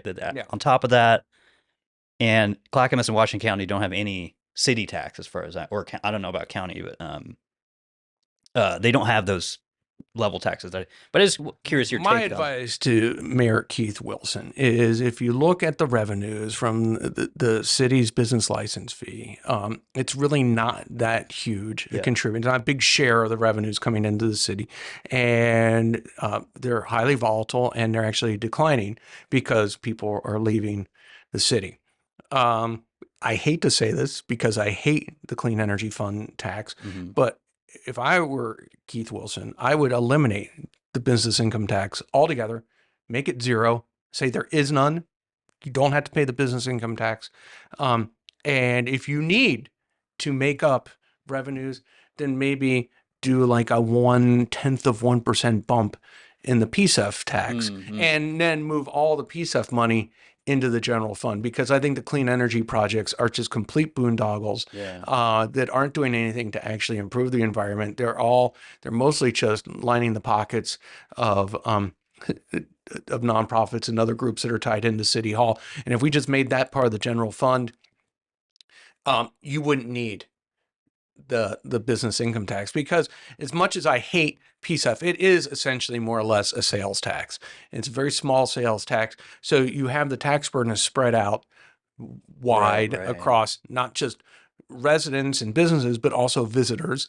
And you're not targeted to small business like the business tax. Right. Yeah. And so, I mean, if you think about like trying to send a message to people who are thinking about moving here or staying here, you say, we have made our business income tax zero. If you say we cut it in half, no one gives a crap, right? But if it's zero, it's kind of like a commercial, like 0%. Come on, Yeah, right. I mean, open a business here. Why am I drawing a blank? Tom Peterson. Free is a very good price, right? Zero is a very good rate. And especially since it doesn't bring in a whole heck of a lot of money, right? You're causing this pain without much gain. And you can easily make up that loss in so many other ways that are a lot less painful. My other dream, I've got another crazy, my wild dream is, the city of Portland is the tax collector for Metro's income taxes, for Multnomah County's business taxes and its income taxes. I would love to have a charter amendment in the city of Portland that says that the city of Portland is forbidden from collecting any taxes on behalf of any other jurisdiction and providing the know-how on how to do so to any other jurisdiction. So if Metro wants to have an income tax, they need to collect it themselves. If Multnomah County wants to do it, they have to do it themselves. I think if Multnomah County and Metro had to set up the apparatus to do these taxes, we would have never had them. And so the city is to blame for those taxes. And I would love to have a charter amendment that says the city is forbidden from collecting any taxes on behalf of any other jurisdiction. Yeah, I remember you mentioned that in one of our older episodes, and it does make a lot of sense to me, because right now the city's doing, I'm a one note Johnny. The city's doing all that. Yeah, which is kind of crazy. And they charge a fee to those other governments, but I still have not found out if they're making money or losing money on that. Because I don't know. It doesn't make any sense to me why they would do that. But I will say I did that county merger episode with the guy who's Matt Zamuda, who's kind of behind that. And a lot of people are into that idea. I know it's also kind of an uphill thing, and there'd be a lot of entrenched opposition, but a lot of people like that idea. I think if you carve the city out of Multnomah County, one of my ideas was to have, you take the part of Multnomah County that is the city of Portland, and you merge those two. Right. And you call that something else. Yeah. You call that the city county of Portland. And then the rest of Multnomah County can still be Multnomah County. I'd call it the Rump County, because it's the Rump. Yeah. And the thing is that it would be so much smaller and so much more effective, right? If it was smaller. I think there's a lot of good ideas in there. And I was going to mention really quick, I'm talking to Keith's deputy chief of staff here in a couple of weeks, so I'll ask him about. I think he's really focused on the economy this year now that his homeless shelter goals are kind of in the rear view. I mean, there's a lot of debate about that, but yeah, I'm talking to him soon. So there's only a couple more things on here. I wanted to see. Well, I think what they need to do on that, if you're going to talk to him, I think the big things are the obvious ones, right? I think you got to make downtown cleaner and safer. There was just like, I'm curious your take too on this. I always talk about Portland's reputational issue. Portland's CFO, I forget his name, has talked about it in public meetings about we have this reputation that drives investment away, and I don't know if that's how you get to it. I think it has gotten better in terms of the tents and tarps in downtown. There's parts of the city, like out where I live near the Hollywood district. I mean, there's a lot of them moved out there, but downtown, that the tents and tarps have gotten, I think, a lot better, noticeably better over the past year. Yeah. But you still have this problem with open air drug dealing and so forth. People need it to get people to come downtown.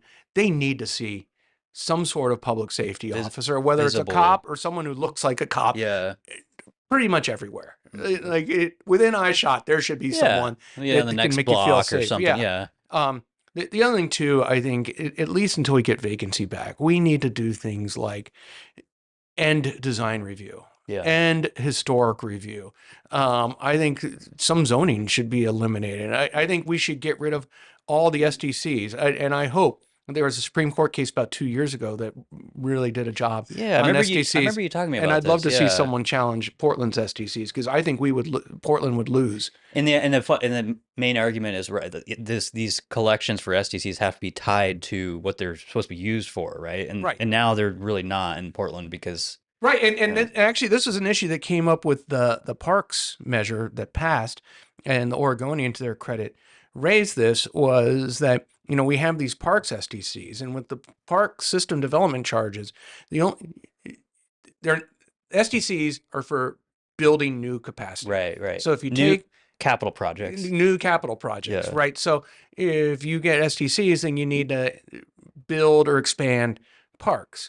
The problem was that the SDCs for parks are really high. Mhm. And so they had a ton of money. So they kept on building new parks, but they weren't bringing in the money to actually operate those parks. Right, and so And that's they're still the essentially issue. overbuilding Yeah. for the resources they had to maintain them. And so that's, why not get rid of the parks SDCs, zero them out and say, look, until we got our parks budget in order and we can actually maintain the parks we have, we don't need to add any new parks capacity. Yeah. Yeah, I think that to me that's still their problem is they don't maintain them. They don't pay to maintain them. Okay, there was a couple more things you can ask about. Yeah, I mean, is there anything you want to say about? Because I was just thinking, we've had a year now of this new city council, the new charter. Do you have any just general thoughts on that, or the election next year for the 2 districts? And I've been surprised at how little this council has gotten done. right.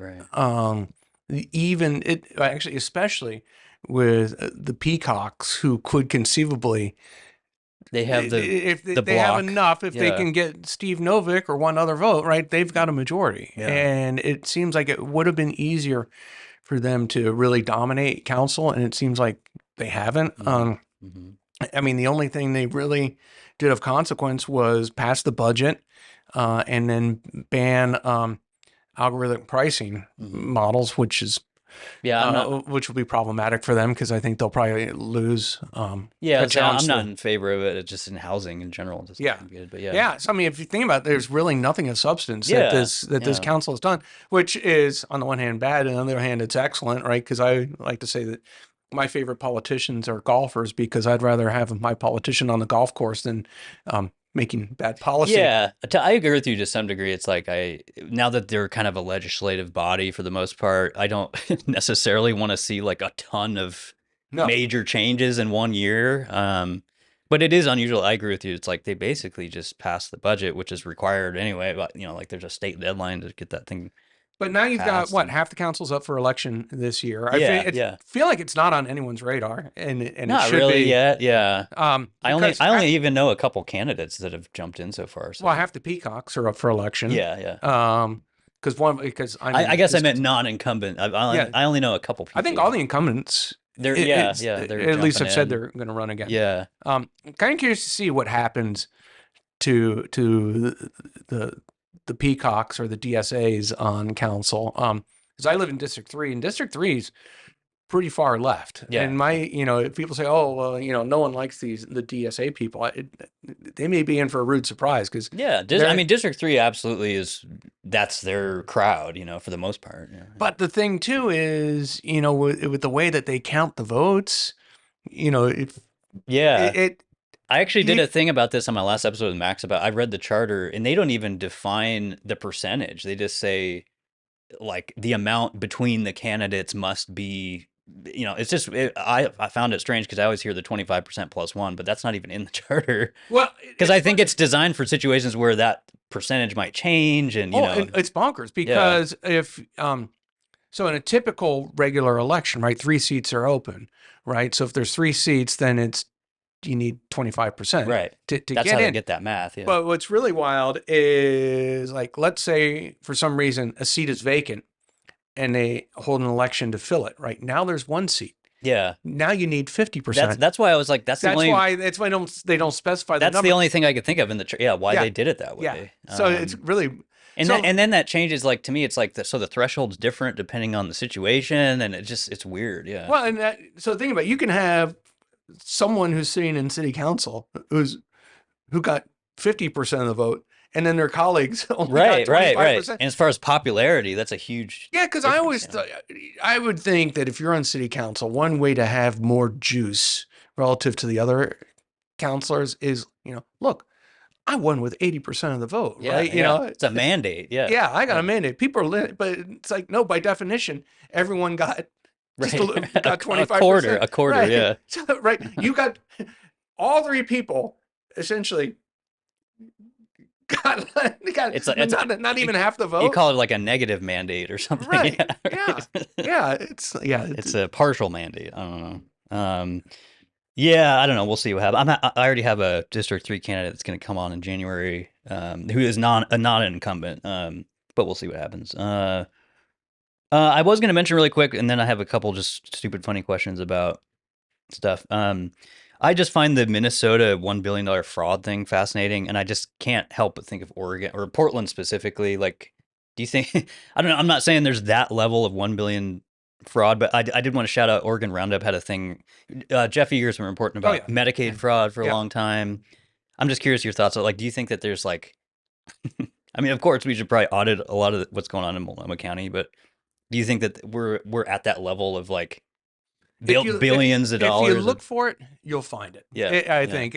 And I don't recall how the Minnesota fraud got uncovered, but I think if you look for it, you'll find it. It may not be as obvious, right. but that's not. I don't think that's.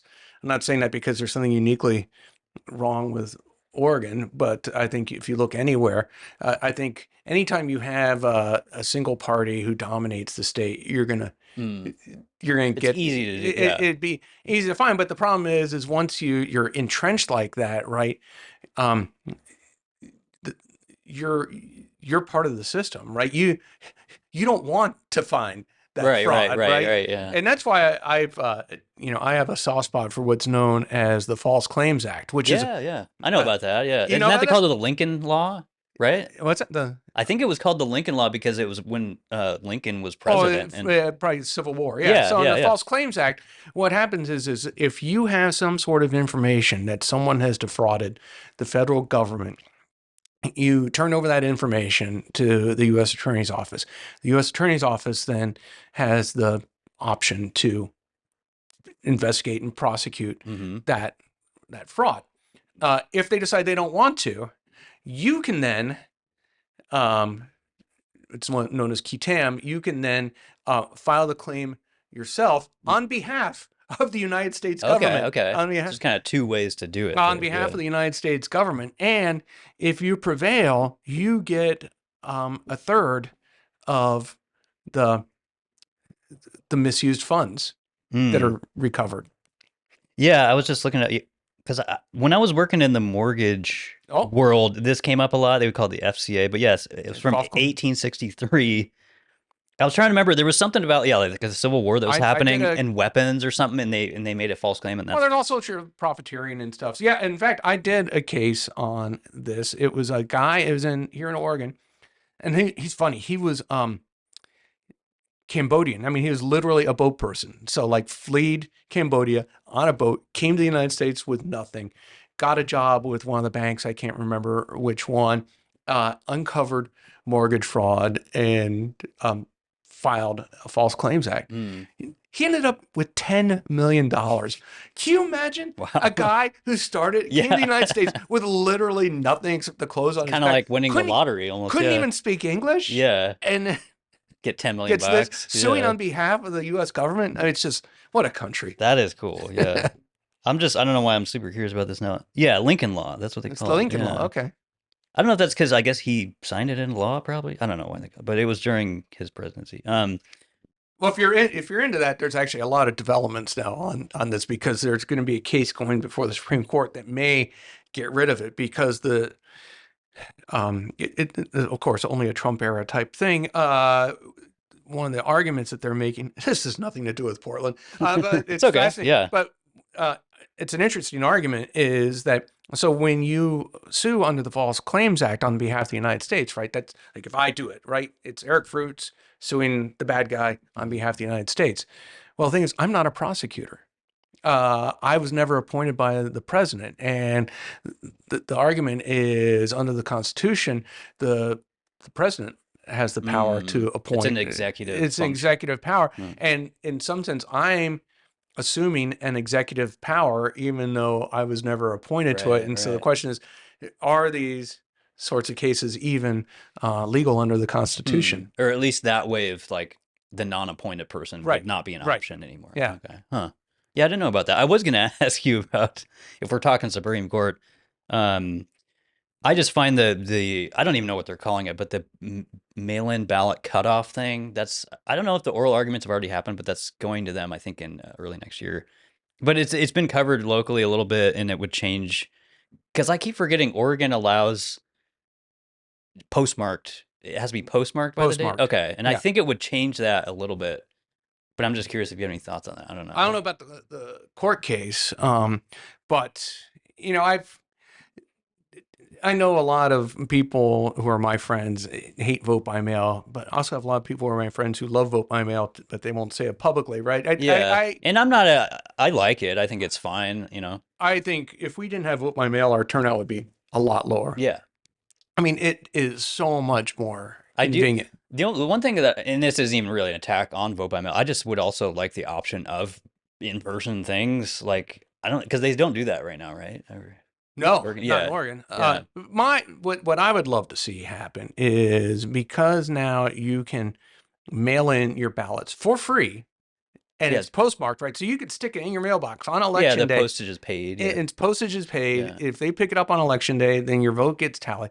Then I think there is absolutely zero reason why we should allow ballot harvesting. Because the original idea with ballot harvesting is, it's so hard to drop it off at the county elections or the drop boxes. But now, my mailbox is right outside my front door, right? I don't even have to take a step out my door to mail my ballot. What's being done to ensure that why do I need someone to harvest my ballot for me?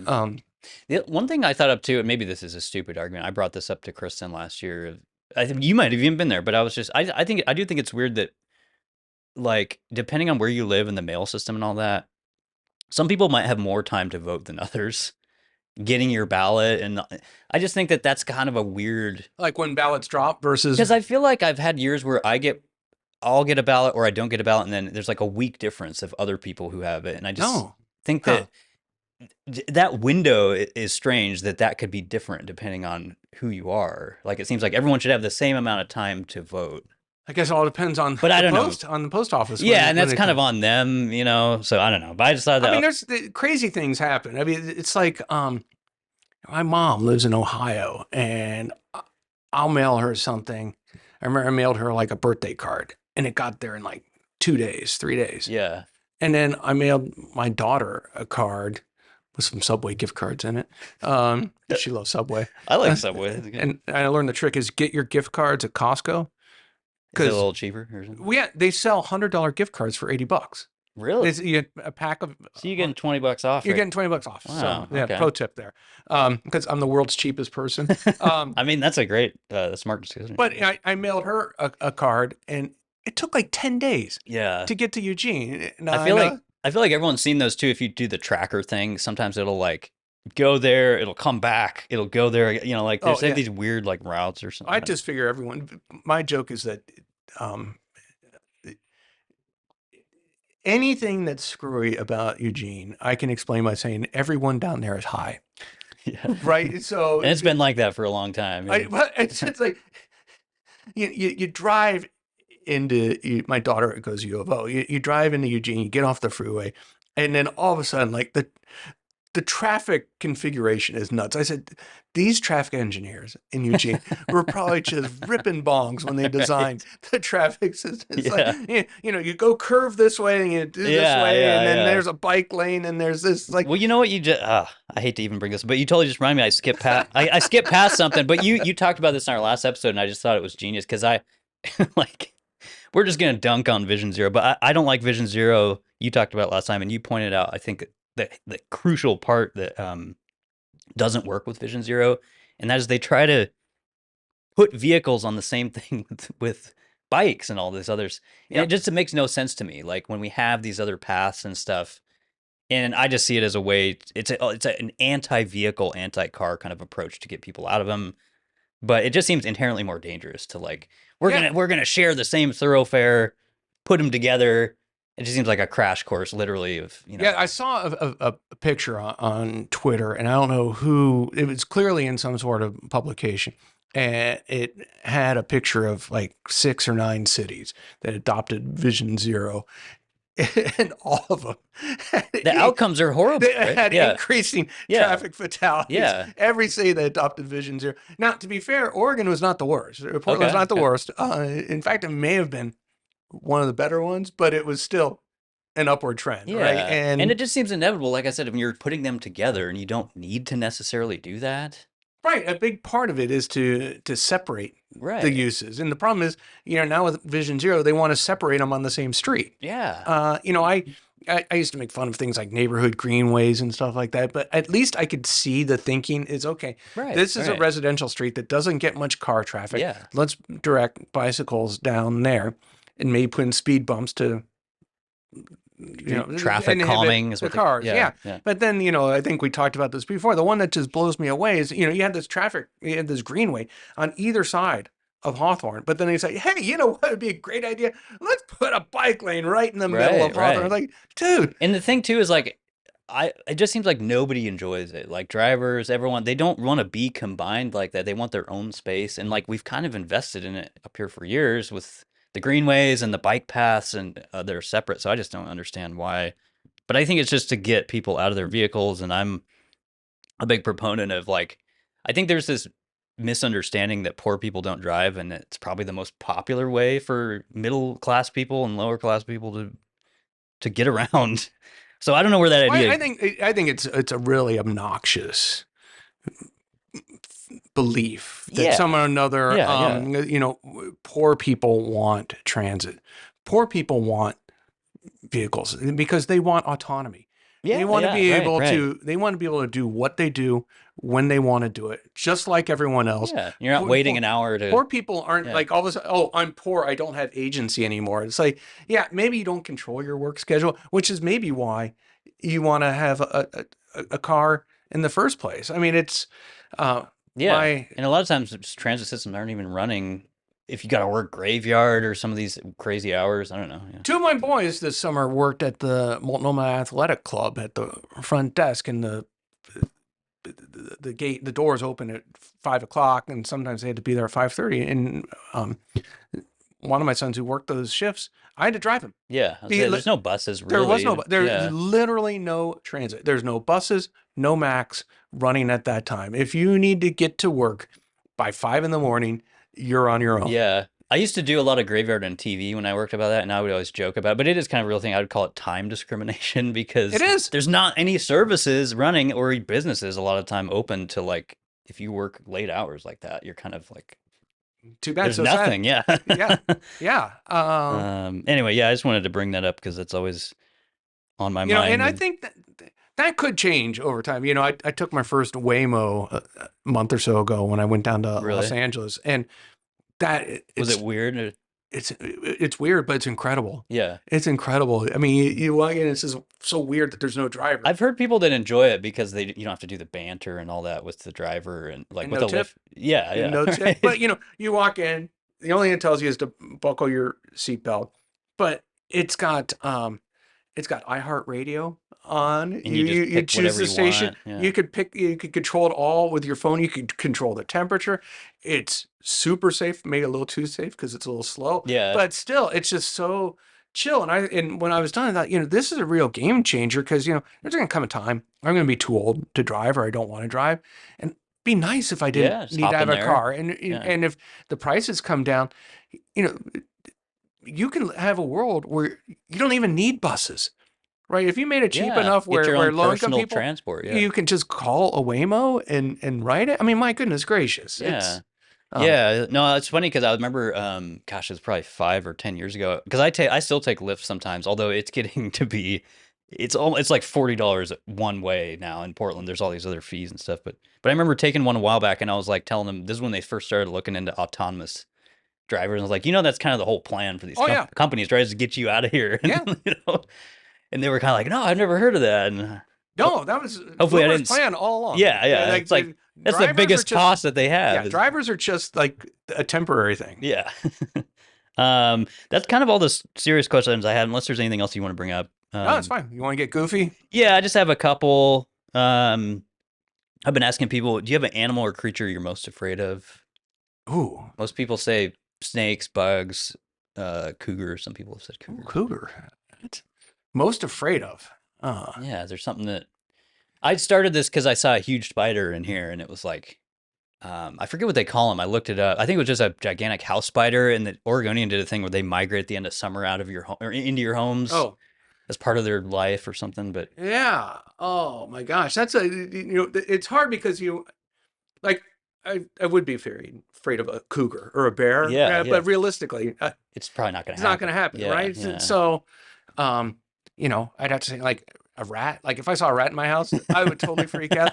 Okay. I've got squirrels in my attic, and they're freaking me out because I'm like, really? Are they burrowing in there? Or well, I'm like, dude, I got knob and tube wiring. It's like, it's like, are they? If my house burns down, it's gonna be one of those goddamn squirrels, right? Biting the wires, yeah, chewing the wires. So, yeah. But I had a pet squirrel growing up, so I can't really. Did you really? Yeah. Outside, or did you bring them in?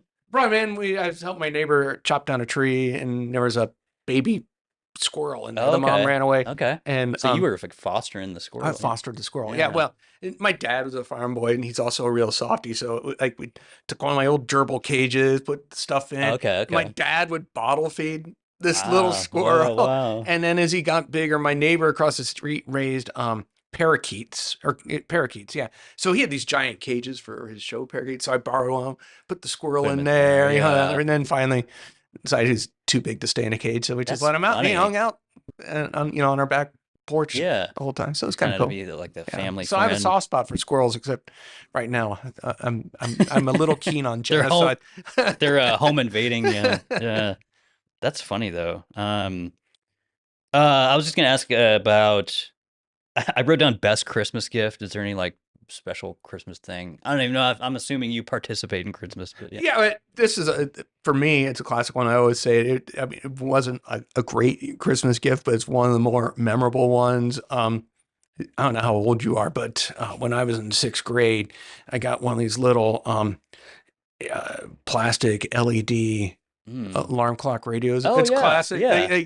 It's like a meme. It's a meme among Gen Xers. It's like, you're old if you had one of these. It's like everyone had one of those. I had one. Yeah. I was going to say, was this pre sound effects one? Because I had the ones that had like ocean. Oh, no. It was way before that. Yeah. AM, FM alarm. And, red letters. Bright red. Yeah. And like, I had that for probably like 25 years, before it finally stopped working. Wow. And that was kind of cool. That was a wild Christmas. But the thing is, like, that's your favorite gift. That's funny. Well, it's not my favorite. It's like one of the most. You remember? Okay. But the thing is, that year I got that gift.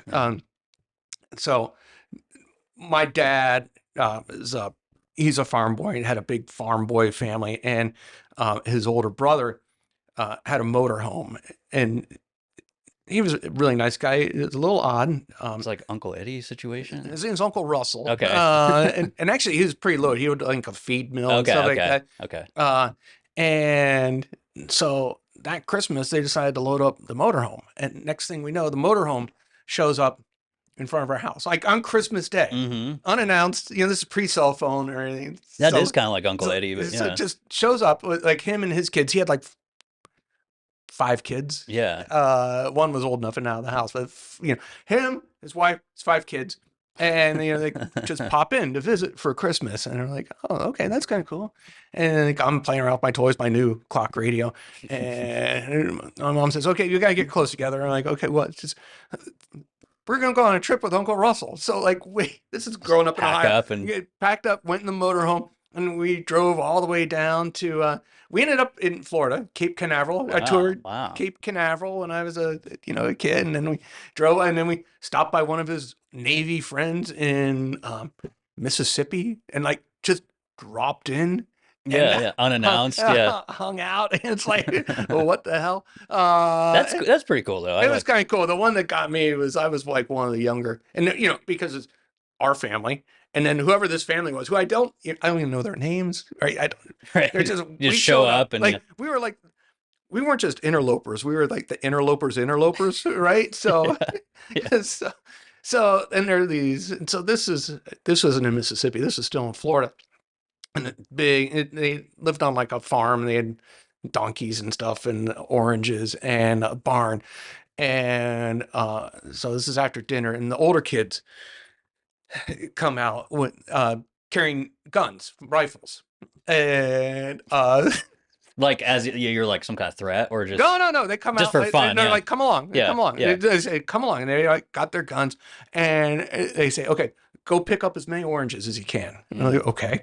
So what we're gonna do is we're gonna open the door to this barn and turn on the lights, and I want you to throw oranges at all the rats you see. Like, okay.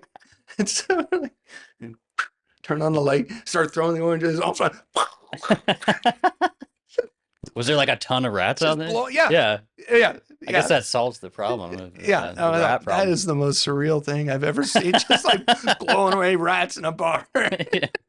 That's funny. Not my suburban Cincinnati experience. Yeah. I mean, it sounds fun.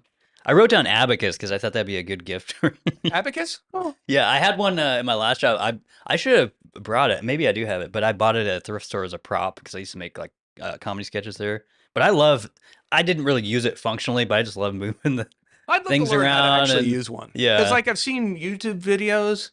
It's like people use them. I'm like, wow, that's really cool. Did they really use it? Yeah, I guess And you could do like real complex math Okay, with it. I don't know okay. how. It's somehow you do like algebra and stuff on there. yeah. Okay, but I don't know. Maybe that's not your. I don't know why I wrote that down. But, Abacus is. okay. I don't think I ever got an abacus. Yeah, I mean, it's it's more of like I don't know what era that is. That's like I don't know when that thing came out. Egyptian times. I don't know when that was like. Isn't it Chinese? Yeah, it's probably Yeah. Chinese. Yeah, or something. But it's like an ancient thing. All right, cool. Yeah, thanks. This was fun. I think we covered everything I wanted to cover in here. And yeah, we'll have to have you back again. Maybe before the election or something. Yeah, We'll love to come back. Yeah. It's a lot of fun. Thanks for coming. Yeah, thanks.